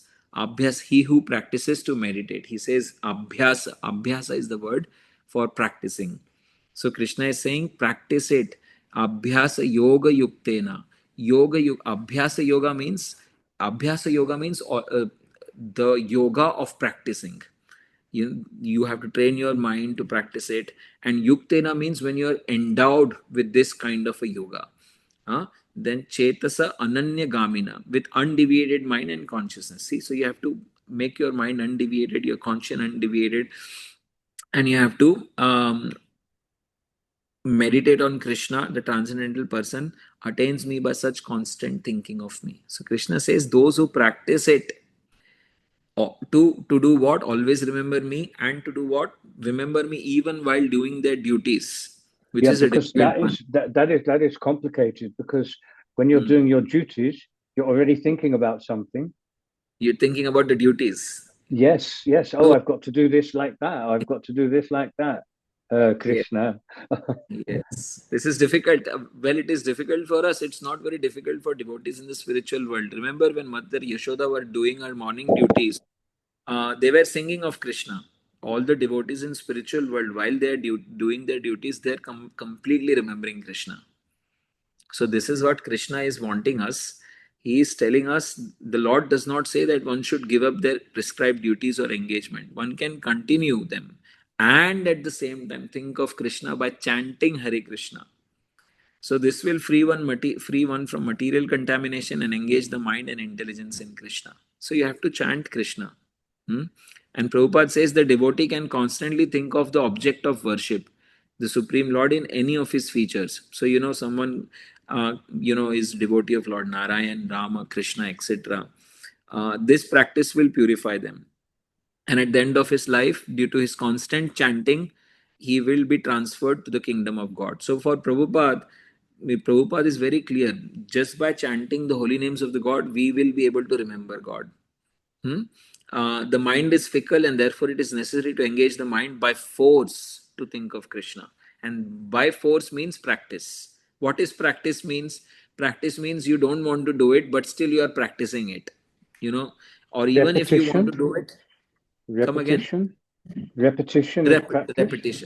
Repetition is practice. So someone repeats slokas regularly, reciting the slokas. That's also a practice. So mind is fickle. So by force, we have to train the mind to think of Krishna, and that will only happen with abhyasa or practice. One example often given is that of a caterpillar that thinks of becoming a butterfly. So, caterpillar is in the cocoon and is constantly thinking of becoming a butterfly. So it eventually becomes a butterfly. Prabhupada says, similarly, if we constantly think of Krishna, it is certain that at the end of our lives, we shall have same bodily constitution as Krishna. So we'll attain Krishna. So this is the importance of practice. And this is what these verse 7 and 8 says. Always remember Krishna, never forget Krishna. So these two lines, remember Krishna, never forget Krishna. This is from the Rupa Goswami, from our 6 Goswamis mentioned in Nectar of Devotion. It's a most basic and the most fundamental line for the devotees. Always remember Krishna, never forget Krishna. And verse 8 is also saying, practice it. How practicing of remembrance and practicing not to forget. Yeah. Okay, and then 8, 9 to 13 is different ways of remembering. So Krishna is explaining, how you can remember Krishna. You can think of him as omniscient. You can think of him as the beginningless or the oldest. You can think of him as the controller of everything, like God is the controlling everything. Or Sachin. Or you can also think of him as the smaller than the smallest. Sorry, I'll have to move out of this room, so bear with me. I'm just going to go into another room. That's okay. That's okay. But I found the other room is free. Yeah.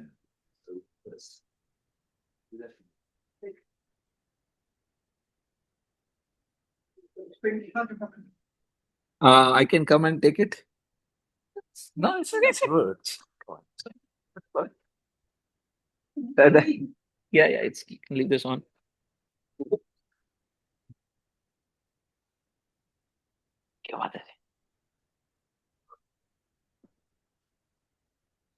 Oh, thank you so much.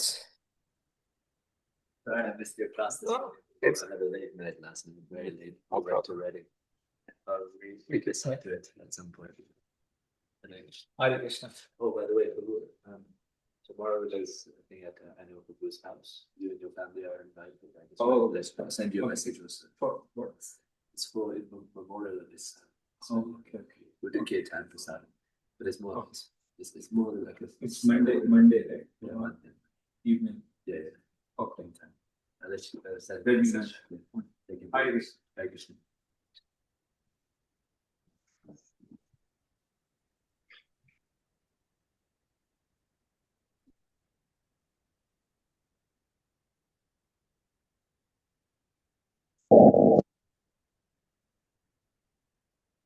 Haribol, you still there with me? Yes. Hare Krishna, sorry.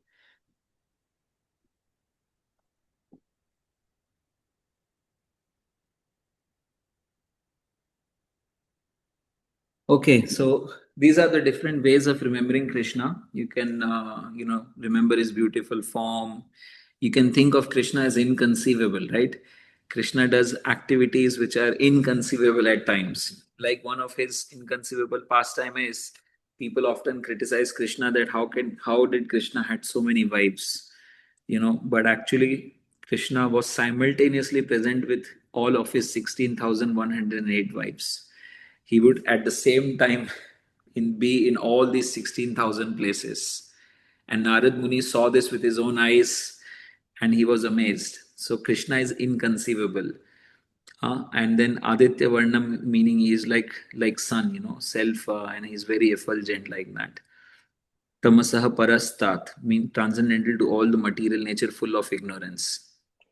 So these, Prabhuji, yes. I'm sorry, I have a question about some of the words. You can see Yes. that some of the letters are larger than others. Yes. And that is there for a reason, I'm thinking. Basically, they are to do with pronunciation.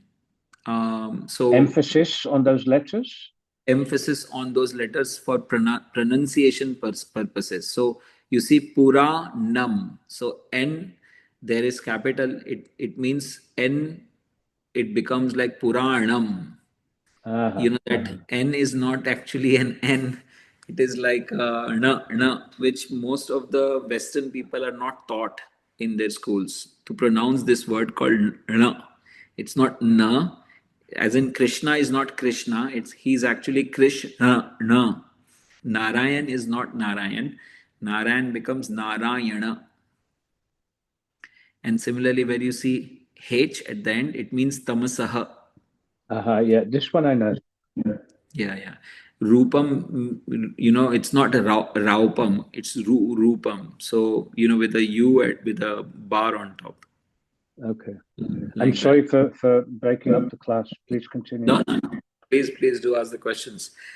That means you are not sleeping and that means you are attentive. And that is the 11th offense to the holy name, right? Inattention. We want everyone to be attentive. So, by asking questions, you cannot sleep and you remain attentive.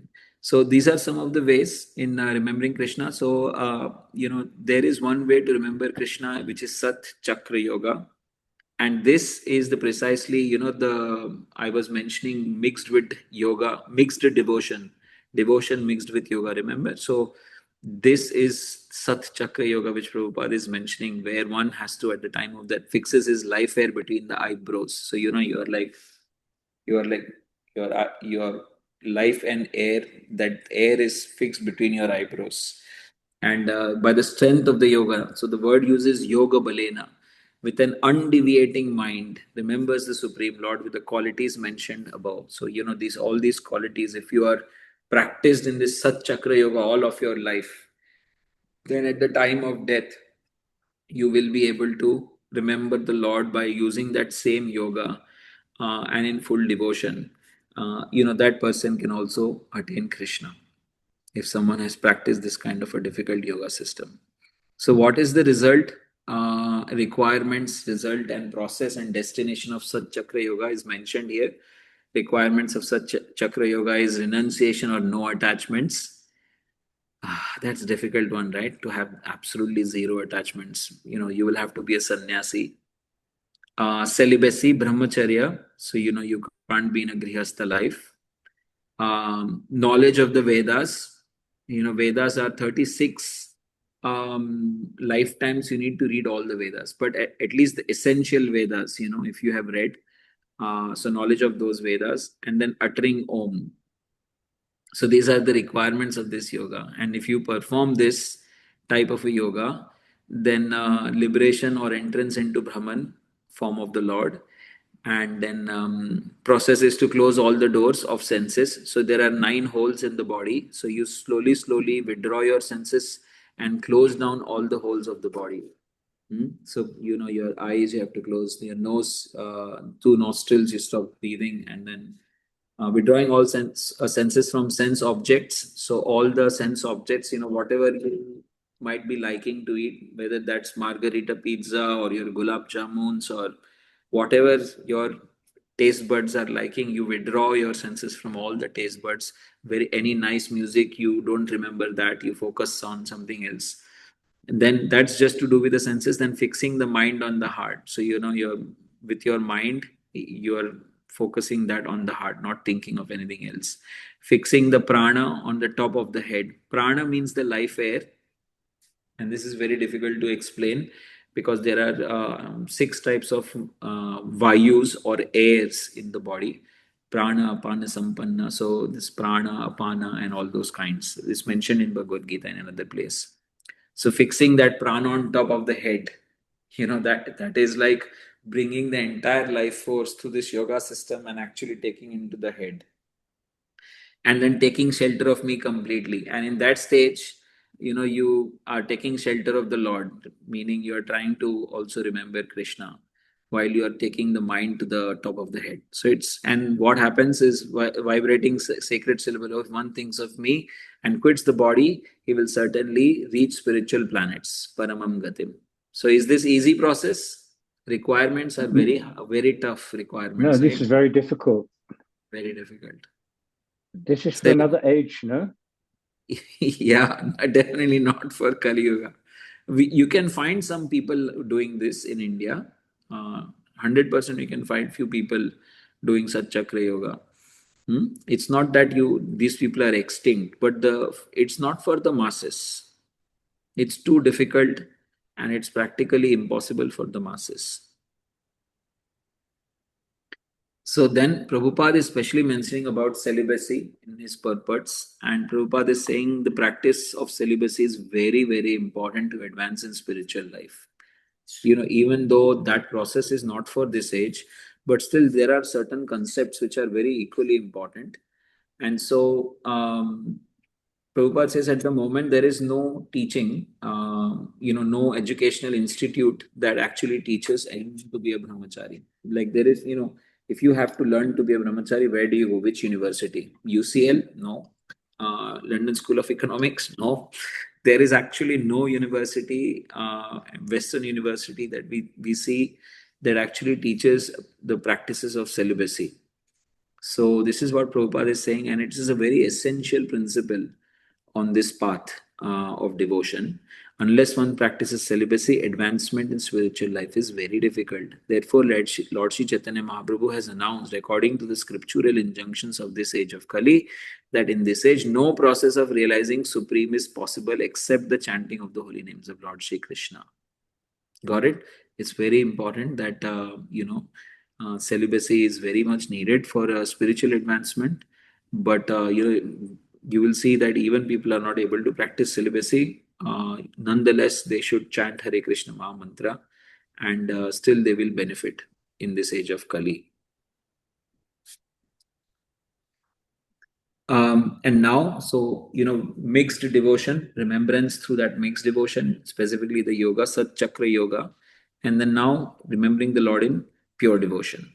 So Krishna says, attaining Krishna is easy by Kevala Bhakti, Ananya Cheta Satatam, without deviation of the mind or other process or goals. Yomam Smarati Nityasha, the devotee who always remembers me exclusively. Tasyaham Sulabha. Sulabha means easy. So someone who is remembering Krishna always exclusively, for him or her, Krishna is easy. I'm very easy to obtain, O Partha, because of this constant engagement in devotional service. Therefore, what do devotees do? I've seen a lot of devotees, if they buy a new pair of clothes, they offer it to the deities they have at home. If they eat something, they first offer it to Krishna. If they do anything new, they first do it with Krishna. Any new member comes to the family, they first introduce that member to Krishna. So this is why in ancient system we have this tradition of having deities at home, small, Gaura Nitai deities at home, or Jagannath, Baldev, Subhadra at home. Because when you have deities in your life, then you are fixated with the personality of Godhead. You're constantly thinking of Krishna. Has my Krishna eaten? Has my Krishna slept? Like that. So then, because you are dealing with Krishna like this constantly, you're not artificially trying to remember Krishna. See, artificially trying to remember Krishna can help, but if you engage in some devotional service, if you have a deity, if you do something for Krishna, then it no longer remains artificial. Krishna becomes part of your life, and that's what we want, right? Krishna is not someone outside us. Krishna should be a family member. Krishna should be like me, like Krishna should be with me. Like we have parents, like we have brothers, sisters, like we have wives, like we have whoever we have, Krishna should be part of us, like an integral part of our existence. And we should be able to talk to him regularly on a day-to-day basis, on an everyday basis. Adha means directly we should be able to offer 9 processes of devotional service. The practitioners of Karma Yoga, Jnana Yoga, and Hatha Yoga, although have some bhakti added, have their own self-interests. But a pure bhakti yogi is selfless and desires nothing but Krishna's service. Thus, he is nishkama. Nishkama means Nishkama means without desires. Now, when you are serving Krishna, you may be with desires, but those desires should be for service of Krishna, to increase the love of Krishna, to increase love for Krishna. Then it is Nishkama Bhakti. Otherwise, it is not Nishkama Bhakti. Even though we come to devotion, we have kama or we have desires, and oftentimes those desires are not the desires for the Lord.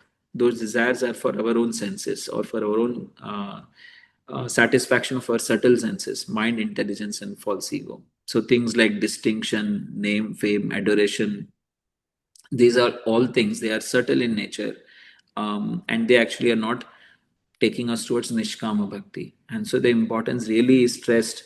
If you really want to have Krishna easily, then you have to perform Nishkama Bhakti, means having desires only for Krishna.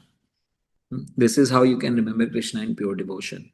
And what happens if to the devotees, there is no rebirth for the pure devotees. After attaining me, mamupetya punarjanma dukkhalayam ashashvatam. This is a very important verse. Dukkhalayam ashashvatam.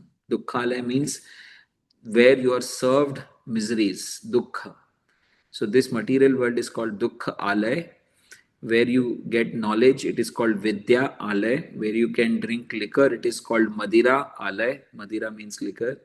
And where you pass urine, it is called shaucha. So the place is called alay. So alay means place, and then whatever noun precedes alay means that place. So dukkha alay. Alay means material. This place of material world is regarded as dukkha alay. And ashashvatam, it is temporary.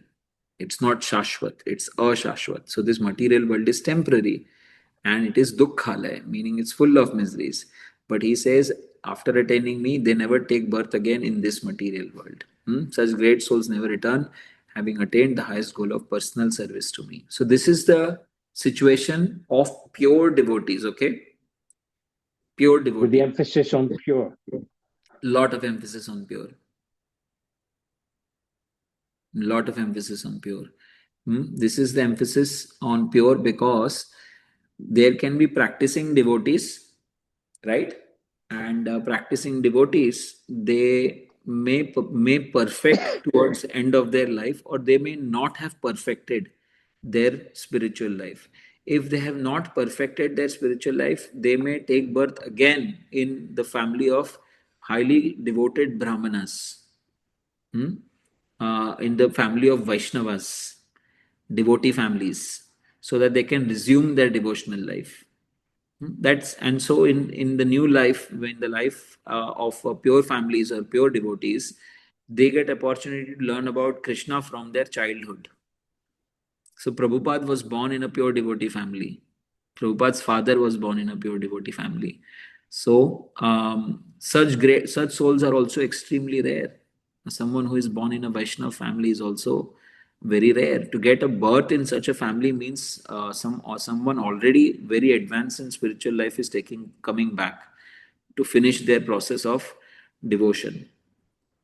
And sometimes, even though a devotee may not be fully ready, but because of prayers of great devotees, prayers of pure devotees, a person may get a chance to go back home, back to Godhead.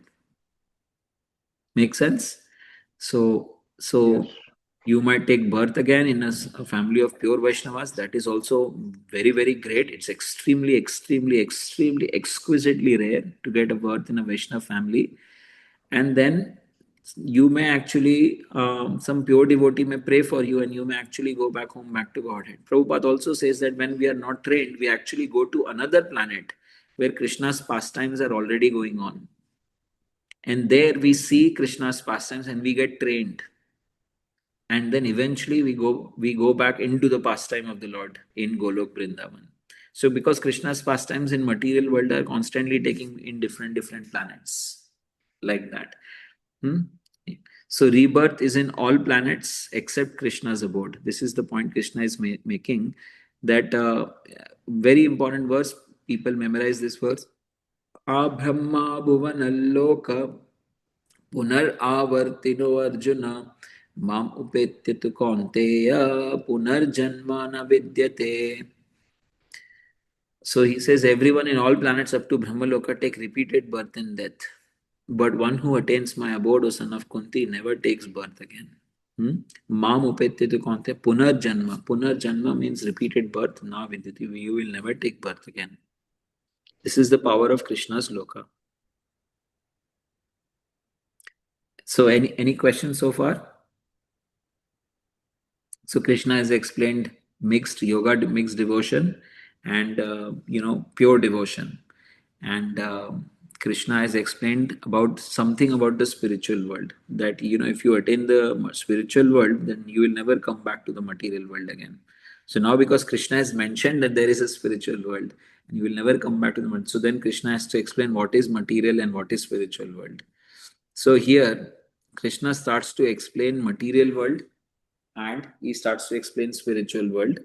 To explain spiritual world, first he has to explain what is material world. So material world begins from Brahma, because Brahma is the secondary creator. So Krishna explains about a day of Brahma. The Brahma's one day is 1,000 yuga cycles by human calculation. Same is the duration of his night. Do you want me to go into this calculation? Do you want me to explain you what is this yuga cycles and everything?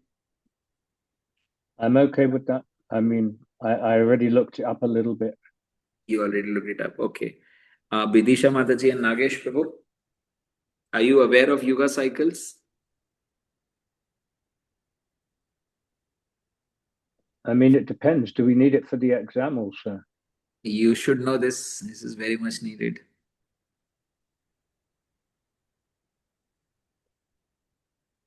No response? Okay. So I'll proceed ahead. So I'll just give you a small gist.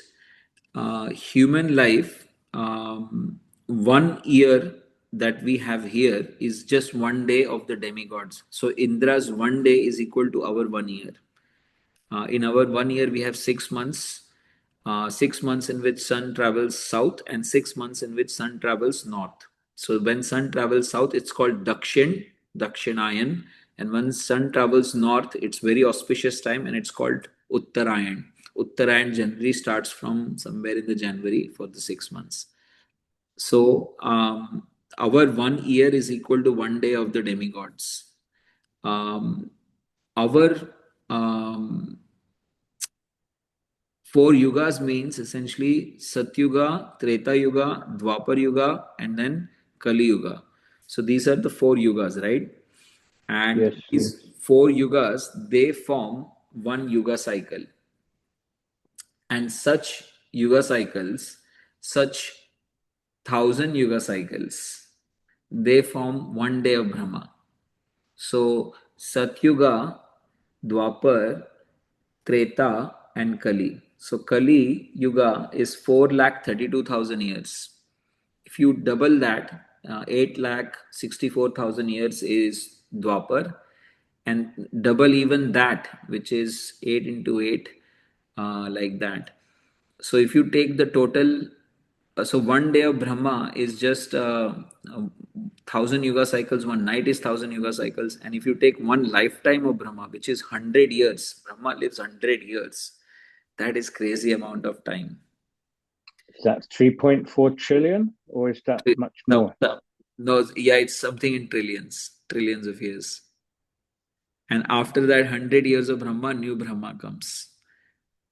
So when Brahma's day comes, all the creation, material creation, it starts to happen. Brahma goes and creates. And imagine the selfless, thankless task of Lord Brahma. Lord Brahma, every morning when he wakes up, everything is destroyed. And every single day he wakes up, he has to create again. So when he goes to sleep, everything gets destroyed. And every day he wakes up, he has to start creating again. And he does this for hundreds of 100 years. That's crazy, right? Every day everything is destroyed, he has to create again. So you need a lot of passion to create. So Lord Brahma, whenever he wakes up in the morning, then that waking state of his, that is called manifest, visible. Manifest means visible. So Brahma's day is called manifest state. Similarly, Brahma's night is called unmanifest state. So Krishna explains that this is the material nature, manifest state and unmanifest state. Unmanifest is something that's not visible to us, that's not easily understandable by us. So, so they manifest and unmanifest is called Vyakta and Avyakta. So, and Krishna is explaining that in this way, jivas appear and disappear again and again. Bhutva bhutva praliyate. Because when Brahma's days manifest, then all living entities they come out from the dormant state and attain material bodies. And when it's Brahma's night, then all the living entities they basically go in the tummy of the Supreme Lord back. So they become unmanifest or they are in the sleeping state. So this is what Krishna is saying, bhutva bhutva praliyate. That again and again the jivas appear and disappear between the night and the day of Brahma. Then Krishna explains this is material world. Then what is spiritual world? Krishna explains that beyond this unmanifest state, beyond this avyakta state of Brahma, there is another eternal unmanifest state. This unmanifest state of Brahma is not eternal. When Brahma dies, when Brahma wakes up, this unmanifest state goes away. So it's not eternally there. It's coming and going like that. But other than that, there is another unmanifest state, which is eternal state. And that is this abode of the Supreme World, the Supreme Lord. It's called the spiritual world. Superior to the unmanifest state of Brahma's night is in this material world, there is another unmanifest nature, which is the eternal spiritual world. Okay, I can't see you all, so I'm just going to pause and ask and see you all. Okay, any questions? Any thoughts? Nagesh Prabhu? No questions. No questions. Bidisha Mataji? Yes, Mataji, you have raised your hand. Yes, Prabhuji. So when you say like we are considering over here, okay, let me step back. You said once in some planet, Krishna's Leela is going on in his pastimes. Correct. So Correct. when we are referring like one Brahma. That means there are multiple Brahmas simultaneously. There are unlimited Brahmas, and Yeah. under each Brahma there are unlimited universes. Okay, so when Brahma one Brahma finishes, he goes. What happens to him? So Brahma is a position, and the soul or the person takes up that position. So Okay. one Brahma goes. Sometimes what happens is Krishna can't find qualified enough person to take the position of Brahma. So Krishna incarnates himself as Brahma sometimes. Okay. Okay, so you have to have a very qualified soul to be in the position of Brahma. Similarly, Indra, Indra is a position, it's not a person. These are all different posts. And Yes. they all get replaced every Manvantar, meaning under every Manu, they get replaced. Got you. Yeah. Okay. Understood. Okay. Thank you, Prabhuji. Thank you, Mataji. So we'll move ahead. So Krishna has now explained material versus spiritual world. Then Krishna is about to tell a little bit more about these material, eternal spiritual world or abode of Krishna. Krishna mentions that there is another eternal abode which is mine, and after having attained, you can't come back from it. So then the question may come. The class is going. So the question may come now that okay, I understand spiritual world exists, but how do I get there? Right? What is the process? Now by now Krishna has told you that, okay, there is this mixed yoga devotion, and then there is this pure devotion, and they both can attain the spiritual world, or they can come back to the material world. Spiritual world is the ultimate, and it is my personal abode. This many things Krishna has explained. But then an active listener may be thinking, okay, I understand that the spiritual world exists and it's eternal, but how do I get there, and what is the process of getting to the spiritual world? So Krishna then explains this, the process of attaining the spiritual world, in next verse. He says, Purusha sa para partha bhaktya labhyas tva anannaya. This word anannaya is very important. Yasya anta sthani bhutani yena sarvam idam tatam. Says, O Partha, the Supreme Person who is greater than all is attainable by unalloyed and undeviating devotion. So these are the key things: unalloyed and undeviating devotion, Ananya Bhakti. Everything is situated within him. He is all pervading, although he is present in his abode. So even though the Supreme Lord is present in his own abode, he is also all pervading. So he is attainable by unalloyed devotion and undeviating devotion. So now, so far we have understood that how to attain Krishna, what is the process, and where is Krishna residing in his eternal abode, what kinds of devotees are there, pure devotees, and the devotees, what are the different types of remembrances of Krishna, remembrance in mixed yoga mixed devotion or remembrance in pure devotion. Then Krishna goes and explains that of the yoga mixed devotion and of the pure devotion, remembrance in pure devotion or remembrance in yoga mixed devotion, how remembrance in pure devotion is supreme in attaining the Lord. So these are the verses which Krishna is explaining, and this will answer your question, Mataji. What happens to someone who is in the state of coma? So Krishna starts to explain the importance of the time of death. I shall now explain the different times at which, passing away from this world, the yogi does or does not return to this material world. See, at the time of death, we want to know whether the soul is going back home, back to Godhead, or whether the soul is still stuck in the material world. Right? The main purpose is to actually give liberation to the soul and not make it come back in this material world again. So everyone is curious. What happened? What happened to my uncle? What happened to my auntie? What happened to my cousin? Did they go back home, back to Godhead, or were they here? Where the answer to this question is really hidden in the question itself. The question really to ask is, whether they have passed in light or they have passed in darkness. So at the auspicious moment in the light and fire, by the influence of sun god, during the day in Shukla Paksha, fortnight of waxing moon in Uttarayan, 6 months when the sun travels to north. So when the sun in Uttarayan period, which is right now, we are in this Uttarayan period, where the sun is traveling to the north, this is a good time to pass away. And the candidates are Gyanis and Yogis. Destination is Brahma Jyoti, which means this light, the Brahman realization, 3 levels of realization, right? Brahman realization is that the Lord is in the form of light. So this is the time where people in Uttarayan pass and they have liberation. And this, when they have liberation, then there is an opportunity for them to not come back to the material world. So if they pass during Uttarayan, second is if they pass. I'm sorry, it sounds like Mayavadis. They want to go to the light.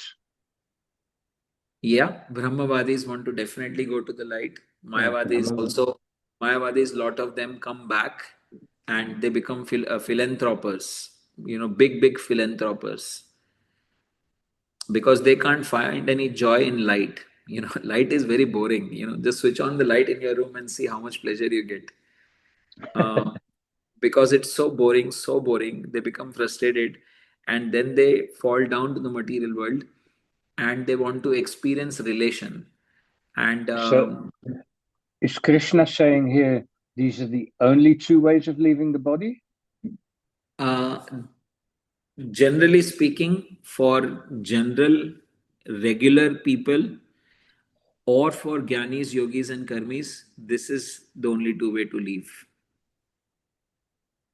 Okay. Okay, So there are more ways to leave this world. There is one more way to leave the body, yes. So that we've already discussed. That we are about to discuss. Okay. Yes. Path of darkness. In the darkness is in Dakshinayan time, and this is for karmis. So karmis then they have rebirth here. They even become humans, or they go to heaven. But other than these two paths, now this is for regular people. Okay. So now coming to the question Bidisha Mataji had asked, what happens to someone who has died in coma? It really depends if that person was connected with Krishna or whether they were not connected with Krishna. If they were not connected with Krishna and if they had died in the path of darkness, then there is a problem because they might actually they might return back to earth, and there is something which is not mentioned here. They might also glide down to the lower planetary systems, to the hellish planetary systems. It really then depends on whatever activities they have done throughout their life. So at the time of death, if they were in coma and if they were regular people, then what happens is Divya Netrena. Divya Netrena means under the supervision of the material nature, or let me use the word goddess Durga, under the nature of Mother Parvati, under the nature of Goddess Durga, under the nature of whoever Kuldevi that they worshipped, and depending on their karma, whether they did good activities or bad activities, they will either see Yamraj or they will either see Vishnu Dutas, Yam Dutas or Vishnu Dutas. If they see Yam Dutas, that means there is problem in their activities, and they could be after some period of suffering they could come back to earth, or they could go to Pitris or Pitri Loka, or the planet of the forefathers, or they could go to heaven, or if they were even better but they were still not prepared for the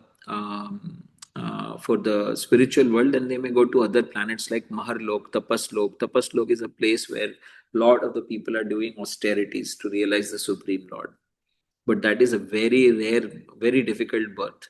But it is not as difficult as going back home, back to Godhead.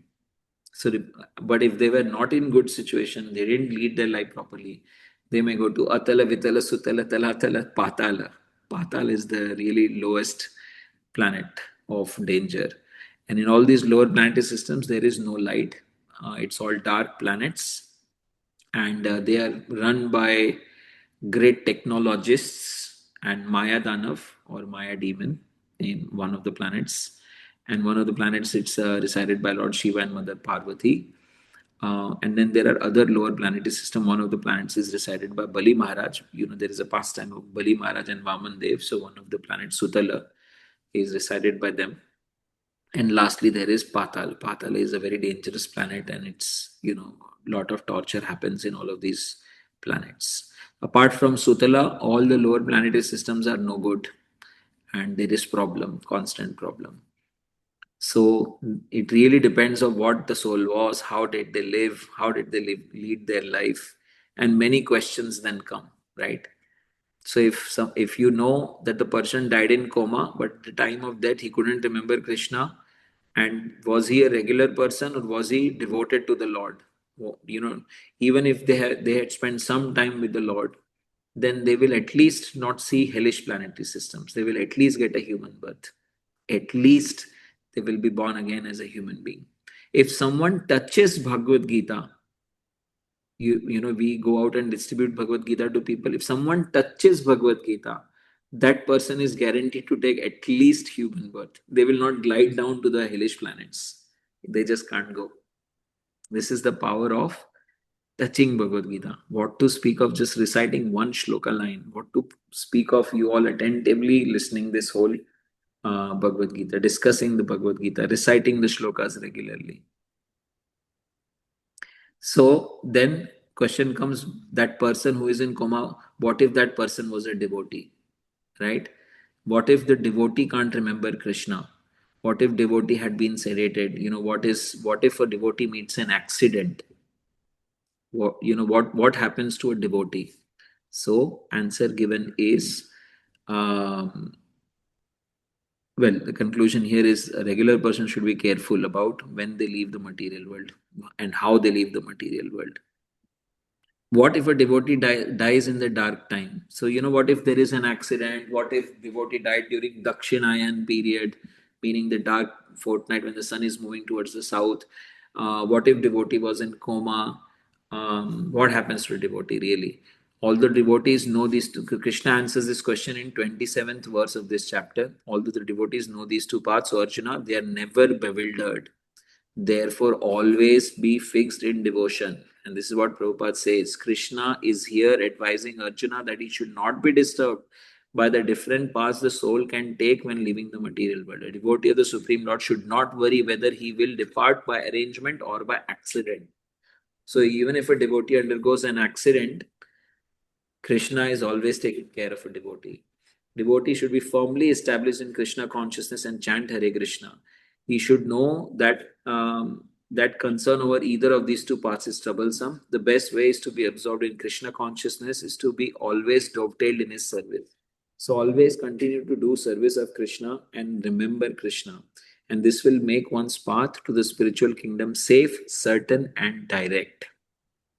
So this is how Krishna takes care of the devotee. Whether they die, in whatever situation they die, Krishna is always with them. Isn't that so rewarding? Isn't that so peace-giving that, no matter what happens to me, whether I escape in coma or Krishna will take charge of me? Because devotee is dependent on Krishna. Yes, Prabhuji. So this is what is Krishna's promise. And just the very last verse, before we finish.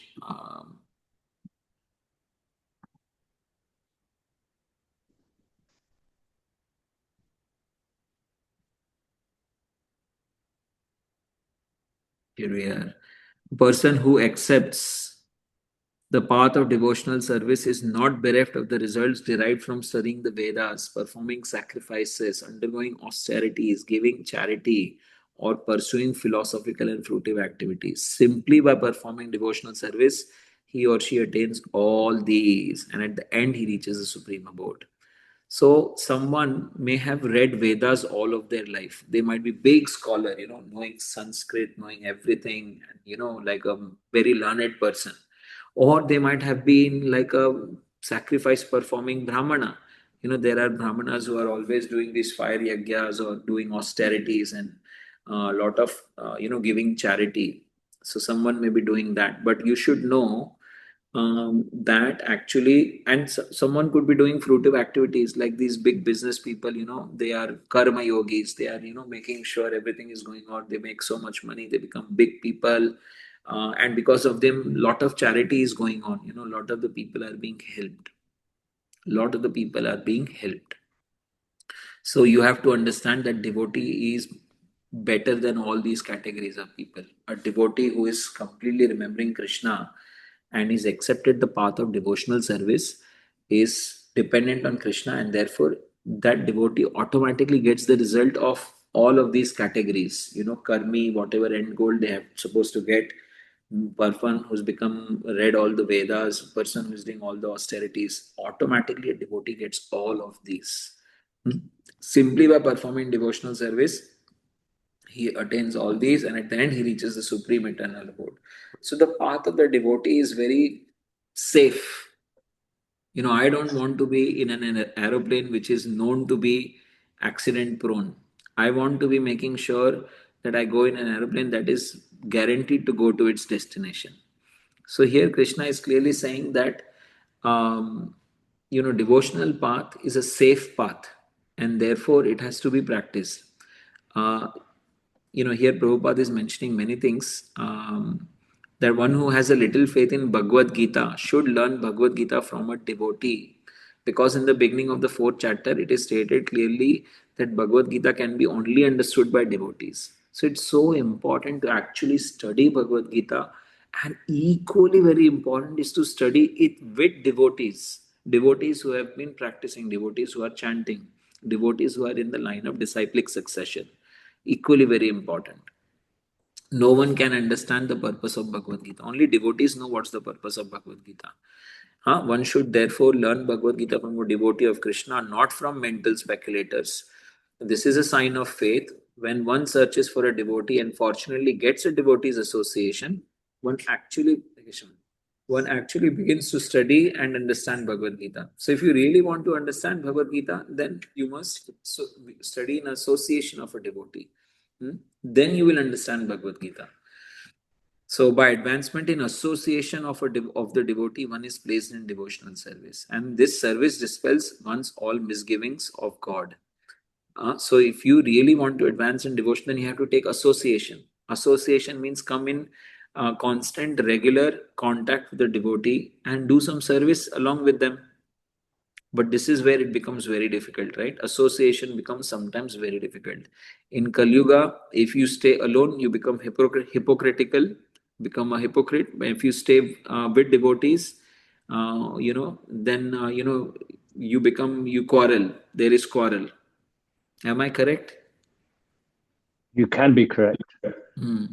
So, amongst the devotees, if there is no Krishna, then there will be quarrel. Because amongst the devotees, when there is no Krishna, there is Kali Yuga. And the sign of Kali Yuga is whenever you are alone, you will become hypocritical. Whenever you are with devotees, you have a tendency to quarrel. And only way to not have this quarrel is to have Krishna in between. This is how actually devotees can take association.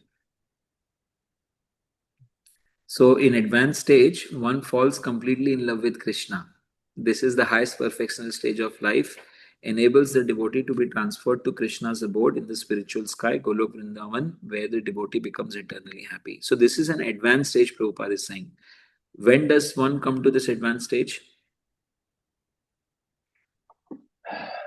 When one is always thinking of Krishna. When one is always thinking of Krishna, yes. In any circumstances. In any circumstance, whether happiness, whether distress. Yes, true. But there is also a process to reach this advanced stage. Devotional service, yeah. Devotional. Okay, I'll take that. No, Vidisha. I mean, tell me more. Tell more if there's necessary. Yeah, sure. Let me just get views from Nagesh and Vidisha, and then we'll get into it details. You talked about association and the things, like the scriptures that we need to read, we need to chant, and of course, all of these, and of course, are to promote our sattvic nature, our diet, our health, because without health, we cannot chant or offer service to Lord. Correct. These are some of the things. I mean, like continuously. Otherwise, our mind is there with illusion and other things.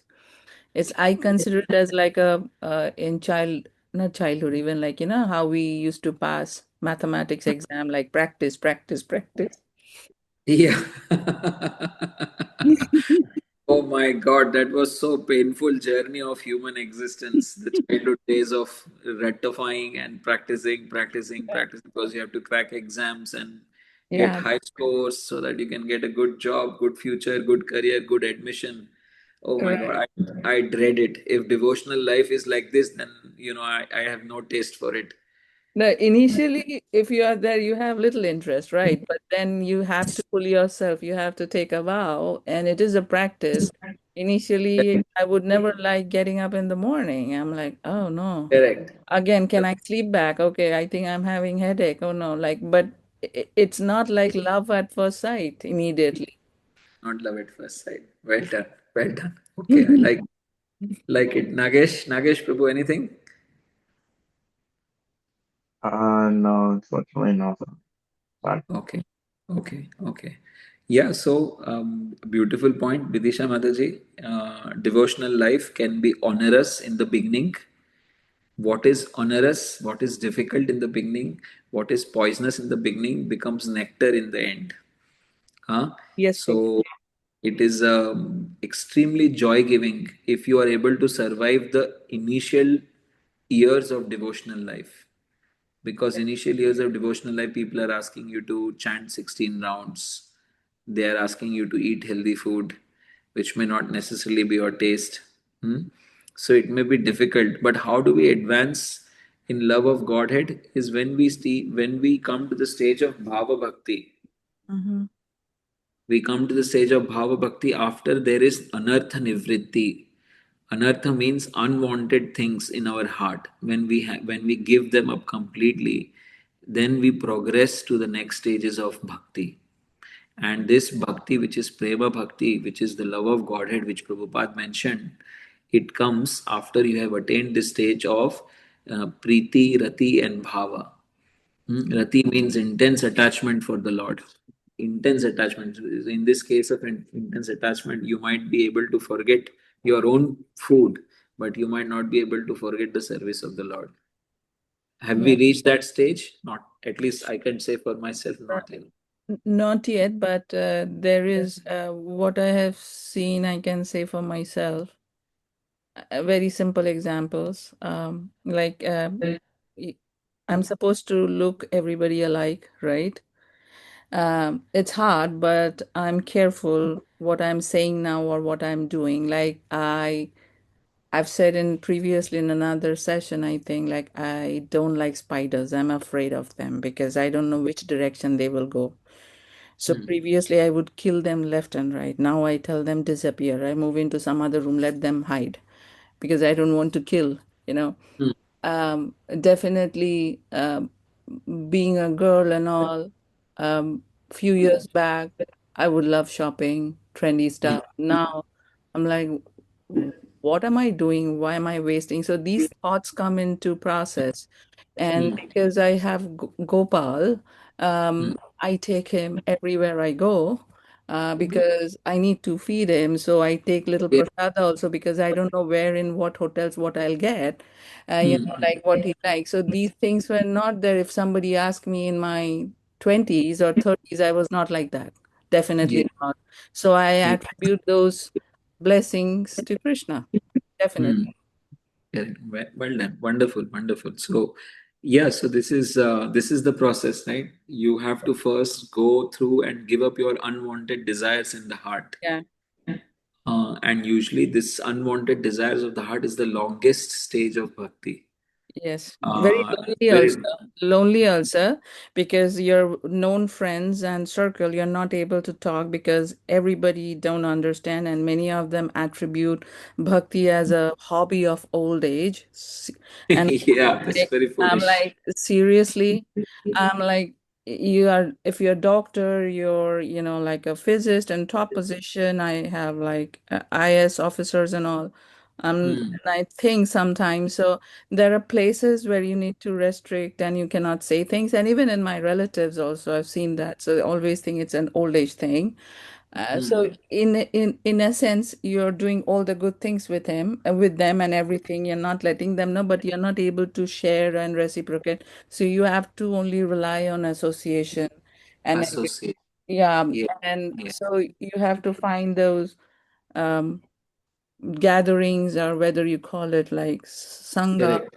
I um, or various events so that your sanity is there and you feel good and you feel like yes, I'm going in Yes. the right direction, and it helps building the determination. That is what I can say for Correct. myself. I'm just Yes. No, no, that's very good. That is, this is basically at the stage before Anartha Nivritti that you're describing in detail. That is the stage of Shraddha. In this stage of Shraddha, you basically develop small love for God and a firm faith. And you have to give up unwanted things or unwanted association, unwanted people, so that at least you can maintain your faith. But if someone comes and tells you something about Krishna, which you have never heard, and if your Shraddha is komal, meaning soft, then you might be shaken from your bhakti.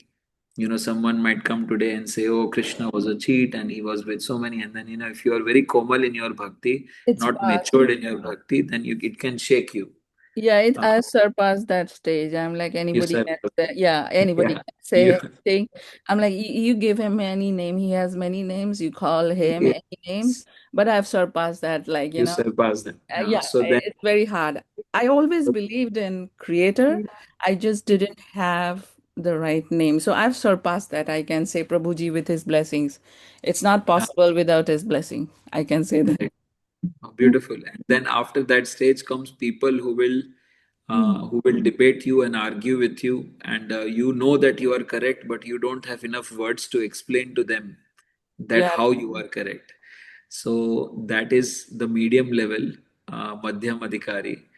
And so, in this stage also, one's continuously doing two things. First, knowing more about Krishna, learning about Krishna scientifically from the scriptures by reciting, memorizing shlokas, by studying Bhagavad Gita. Once they study Bhagavad Gita, they know themselves, so they are equipped and they can explain it to others. So now they are in a position to tell people why what they are saying is wrong, because based on Bhagavad Gita, it is this. So the purpose of this course is also to arm you with this kind of information, knowledge, so that tomorrow when you continue to recite, continue to memorize shlokas, then you will be able to use those shlokas to tell people, no, Krishna says this in Bhagavad Gita. So you Yes. will reach a stage where you will not be able to just defend yourself, but you will also be in a position to explain to people and stand with your position, stand with your point of view that what Krishna says in Bhagavad Gita is this. So after you reach, I'll come back to you in a moment, Prabhu. So when you Yeah. are in this stage, when you are in this stage of Madhyam Adhikari, even at this stage, you still have problems in the heart: lust, greed, anger, envy, illusion, pride. Mm. These are called six enemies of every living entity. So these are called anarthas, or unwanted desires of the heart: lust, anger, greed, envy, illusion, pride. So when we get rid of these enemies, and this is a very long stage of bhakti, it is the longest stage of bhakti, then you come to a stage of rati, or intense attachment for the Lord. And then from there you develop bhava. And then the last stage is prema bhakti, where you actually develop proper love of Krishna. Till you reach this proper stage of bhava, you may still have lot of affection for Krishna, and you may have lot of emotion for Krishna, but that emotion and that affection is not fully matured. It's not fully matured, it's not the most natural or the most attractive way of emotion for Krishna that will attract Krishna the most. But when you reach the stage of bhava, any emotion, any sentiment, any desire is backed by years and years of devotional service and cultivation of devotion. So, someone comes to a temple and suddenly starts to cry for Krishna. Are Mm. they on the stage of bhava? Unlikely. No. Have they done devotional service to Krishna for many, many years? Have they been trying to scientifically understand Krishna for a long time? If Mm. they have not, then whatever the emotion is at the level of emotion sentiment, and it's not an illegal emotion. It's a natural emotion, but that emotion is going to be temporary. It's not going to be backed by deep longing, deep desire to serve Krishna. So that is a temporary emotion, and people get that emotion because maybe they have been associated with Krishna. So it is said that everyone knows Krishna, but actually, no one knows Krishna. Who knows Krishna? A devotee who has been serving the Lord for very, very long time, who has sadhana, who has done some sadhana bhakti. Sadhana bhakti means taken up some process of actually loving Krishna. And what process? The process which is not designed by your own mind, the process which is designed by sadhus, who have been serving loving Krishna in the line of disciplic succession. Mm. So that process will have very strong power, very strong effect. And when you do devotion like this, by doing some actual devotional service, by doing some seva to the Vaishnavas, to the Vaishnavis, to the devotees of the Lord, over a long period of time, then your emotion, your sentiment, your love will be becoming stronger and channelized and more correct. And that will help you reach the stage of bhava by giving up all the anartha. We have seen people who come to the temple, or on video or short clips or reels, they cry for Krishna, and when you go in their personal lives and you see they are smoking, or they are taking liquor, or they Mm. are Bollywood, Hollywood stars just looking for name, fame, adoration. So you will see all of these things. So when they cry for Krishna, weep for Krishna, or show a sentiment for Krishna, is their sentiment genuine?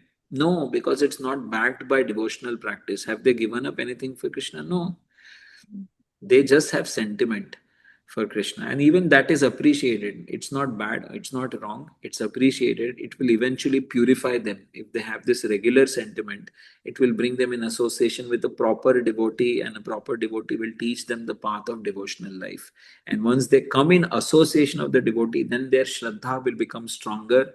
Then it will become even more stronger, that they will read Bhagavad Gita, Bhagavatam, they will understand the science, they will be able to explain it to others. And when they are explaining it to others, when they are understanding it themselves, slowly over a period of time, they will start to observe the bad in themselves. Because Bhagavad Gita is an X-ray which tells you how you are yourself. So when they start seeing themselves, then they will realize, oh my God, I'm seeing myself now after so many years. And I can see in my heart, I envy this person. I have this small lurking envy somewhere, or I have this great lust to achieve, material things. So slowly you get to know yourself, know your ultimate desires, and you slowly then you start to develop distaste for them.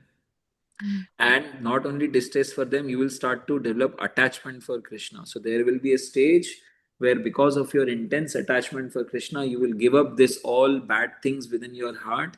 You will be detached and you will become attached completely to Krishna. That is the stage of Rati. And when you are in the stage of Rati for a very long time, for prolonged period of time, then you developed Preeti, which means a great desire for Krishna, intense desire for Krishna, and from that intense desire for Krishna, there comes a genuine bhava, or the stage of bhava. And when you are in the stage of bhava constantly, then you actually end up in prema bhakti to Krishna. So this is a stage of progression in devotional existence. Very wonderful. Thank you, Prabhuji. Thank you, Mataji. Vijay Gaurang Prabhu, you had a question, or you wanted to discuss? Yes, I put it in the chat, if that makes any difference. I don't know if you can see it. I can see it. It says, sound has gone. Oh my God. That was before. That was before, not now. It was before. We can also just avoid those people who want to question and challenge. Prove me us wrong. That's their problem. It shouldn't be my problem. Wonderfully said. Wonderfully said. Yes, it's true. We don't want to challenge anyone ourselves. We are not in that mood. Our mood is we want to pick up the ripe mangoes. Being someone who is conducive and favorable, then we can have a conversation with them. But oftentimes, when you go and have a conversation with people who are conducive or who might listen to you, even they will come back to you with some questions. Oh, you are telling me to worship Krishna, but I have just read about Krishna that he married like 16,000 wives. Who marries 16,000 wives? I don't think it is right. It is unethical, I think. So now this person is not anti-Krishna. He's just read something misinformation about Krishna. So if, as a devotee, if you are not able to explain, not able to understand, not able to quote shastras, if you want to become uttama adhikari, then you have to be able to quote shastras. Yeah, I understand. I mean, I'm even struggling with the verses we have to learn. But trust me, I trust me, Sanskrit is the easiest thing on planet. Easiest thing. Easiest. Even to recite. I must be really stupid then. No. It's just because no one is teaching it, right? See, you have been taught English from the childhood, so you feel it is easy. Actually, Sanskrit is way easier. Only if someone breaks the Sanskrit for you and gives you English translation, and that's what Prabhupada has done. But the problem is no one reads word to word breakup of the verses. Everyone is in a hurry, everyone is in a rush. So they quickly read the shloka and they quickly go to the translation. And that's what everyone does. I mean, in the classes in the morning, I mean, reading it, not usually a problem. It's remembering off the top of your head. So, I mean, yeah, I don't give, if someone challenges me with a question, I ask them, my first response is, what kind of question are you asking? Is it something to prove me wrong? That's what I'm going to think about. Or is it something because they're seriously interested? So if I find it a challenging question, I just tell them I'm not the person for you to answer that. If they ask me a question that I don't know how to answer, I'll just tell them, I don't know about this. It's such a deep scientific process. You have to speak to someone that's much more senior than I am. That's the best answer I can give. Yeah, no, that's the answer from the honesty standpoint, and that's the best way to deal. But I'm not speaking in terms of what's the best way to deal. I'm speaking in terms of how a devotee progresses themselves internally. Me as a person, or you as a person, or someone else as a person, in our progressive journey of devotional existence, initially we will be at a stage where we don't understand a lot of things. So we come in association, we start to learn. So now we developed a faith and a shraddha, which means we are fully convinced about Krishna, and no one can shake us from our faith. But then, if we are in a place where we are trying to explain to others, or we are put in a situation where, like book distribution or presenting something, then we are not actually able to explain the essence because we ourselves don't know the Shastra properly. We have not studied. It doesn't mean to quote Sanskrit, it means to actually be able to quote the Shastra with its meaning. So, explaining that, oh, you mean this, but Krishna is explaining that, vegetarian food is better than meat food. Where is it said? Krishna is explaining this in this chapter. Patram pushpam phalam tvam, or, please offer to me with love and devotion. It doesn't have to be that you should know all the Sanskrit, but since just telling out Sanskrit, speaking out loud is extremely powerful. But if you can't do that, then at least you have to be able to quote the English. But Sanskrit, I can tell you, it will make you go crazy. And I also thought that I can't recite, but I'm 42 years, and I can tell you, just by reciting Sanskrit, my ability to remember things have gone up dramatically. Sanskrit is a very powerful tool, and it's very easy. The problem is people have made it a big thing and complicated thing. It's not complicated, first and foremost. And if you keep reciting certain things and keep understanding the meaning, then you will know a lot of it. Like a lot of the devotees, they do 50 shlokas, like in a year. So in 1 year, you can do 50 shlokas. All you need is 50 shlokas to be able to explain things to others. Not that someone has come to you in a challenging mood or this and that, but just for yourself to transcend from Kanishtha to Madhyam to Uttama. The definition of Uttama Adhikari is they are able to, in detail, explain everything with cross references. So from Srimad Bhagavatam, Bhagavad Gita, Chaitanya Charitamrita, they will be able to cross reference and be able to present something. So that is Uttamadhikari. They are breathing the Shastras. They are breathing, assimilating the Shastras. It doesn't mean reading once, or it doesn't mean reading million times. Someone says, oh, I've read this by 40 times, or I've read this 72 times. Okay, but how much do you remember? Yeah, exactly. Simple point is remembering. And how do you remember? You remember when you have taste and when you are absorbed. If you don't have taste and you're not absorbing, you can't remember. And then, aside from taste and absorption, there is something called effort, endeavor to learn and understand. So, even when someone doesn't have so much taste and doesn't have so much absorption, if someone is endeavoring for it, Krishna is very merciful. He gives them the taste, and he gives them the absorption. Huh? He says that I will give you what you lack and I will preserve what you have. Tesam nityabhyuktamam yogam kshemam vahamyam. In next chapter, we'll see this verse. So he will actually give you this just by seeing your endeavor. This is what happened in Damodar Leela, right? Two fingers too short. The first one was endeavor, and the second was mercy from Krishna. So when you endeavor, the mercy comes. The problem is we never endeavor, so we never develop the taste. So there is some mechanical. I'll not say mechanical. There is some forced element to our mind. If we force our mind into a routine of reciting shlokas every day, then the mind will get trained for it, and slowly, in some time, you will see, oh, automatically you're able to pick up new shlokas at double the speed. Double the speed. I remember I used to recite one shloka and try to remember it. I had to repeat 10, 20, 30 times for the whole week. Then it came a stage that I had to do like one shloka and I could do it easily within like, a few recitations, like 10 recitations for 3 days. And then it came to a point that, I can just in 2 days, if I recite the same shloka 5 times each day, then the shloka was there in my mind. But then you forget,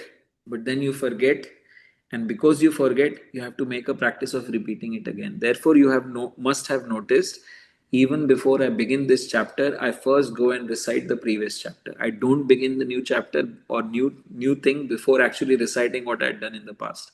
And this is how I do study scriptures. And a lot of devotees study scriptures is they read what they have read. They're not in a race to learn and know everything. We are in a race to become devotees. And so what we do is whatever we read slowly and understand what we are reading. And the most important thing is to reflect on what we are reading. We don't give ourselves time to reflect. And because we have no time to reflect, we have no memory. The only thing that gives you memory is reflection. The teacher remembers the bad pupil because the bad student gave teacher a very hard time. So after 20, 30 years also, when there is a school reunion, the teacher remembers the bad guy, doesn't remember the student who came like the top of the grade. Why? Because the bad student gave a very tough time to the teacher, and teacher had to use her brain to remember, take some trouble. So she had to spend time in her brain. So she remembers the trauma or she remembers the time. So this is what I'm saying. When you recite, when you learn, if you don't give yourself time to reflect, think, chew what Krishna had said, not for a day, not for 2 days, maybe for a whole week, maybe for 2 weeks, maybe for months, just chew upon it and just remember, then you will like what Krishna has said. And because you like what Krishna has said so much more in your heart, you will automatically go to the Sanskrit and you will try to memorize it or remember it like that. So this is the process of learning. And because we don't give time for reflection, because we generally don't have time, therefore we don't read slowly, we read super fast as if we are in a some competition to get something. Therefore, we don't remember Krishna. And the essence is to always remember Krishna, never forget Krishna, and practice it. Abhyasa. So, this shloka recitation is Abhyasa. And I'll tell you more secrets about shloka recitation as we go into the other sessions. Okay, thank you. Thank you. Okay, so we have finished for today's session. I will share the slides with you all. Please do not share outside this group. Prabhu had also mentioned to read Subodhini. Subodhini is basically a small book which helps to understand connection between the shlokas. It's a very good book. A lot of the content of my slides also come from Shubodhini, but my stress is also on reading the purports of Srila Prabhupada, because you can understand Bhagavad Gita from many perspectives. The first perspective is you go shloka, you read a meaning and you understand it. The second is you try to understand the connection between the verses. And the third is, wow, I understand the verse, I understand the connection between the verses, but now I also actually desire to understand the true intention, the true meaning of these verses. So then you go into the purports. Then you also want to understand the verse in connection with the whole context of the whole chapter. So then you go and connect different verses and understand. And lastly, then you want to see that how other great acharyas have actually, in our line of disciplic succession, what other great acharyas have said about the same verse, which is like a very, very detailed study. So this course is not taking you into the very, very detailed study, which I would have loved to, but unfortunately, the duration is only 3 hours. And each shloka needs at least a week. Each shloka, I am saying, I am not speaking the whole chapter. I'm saying each shloka may need 6 hours, sometimes they need 25 hours, sometimes they need like a whole 40-hour session. Each shloka. So that is the depth one can go in Bhagavad Gita. But here, what we are doing, here we are trying to understand the verses. We are trying to understand the interlinking between the verses. We are trying to understand intention of Krishna through the vision of Acharyas. And we are trying to understand Srila Prabhupada through his purports. And we are trying to understand concepts in historical context, like demigods. What is the understanding of demigods within ISKCON? What is the understanding of demigods generally for a pure devotee or generally for a non-devotee? So we are getting a historical context of all of these things. So this is where our study is. So in this study, attend the course, revise the course, Memorize the shlokas, critically important, can't stress enough. Memorize the shlokas, and lastly, if you have time, go and read Subodhini if you want to. But do not miss shlokas, do not miss reading purports of Srila Prabhupada. Purports is where the transformation is, purports is where all the secret sauce is. So please make sure, even if you don't manage to get to Subodhini, make sure you read the purports of all the chapters. That is most important. Thank you very much. Hare Krishna.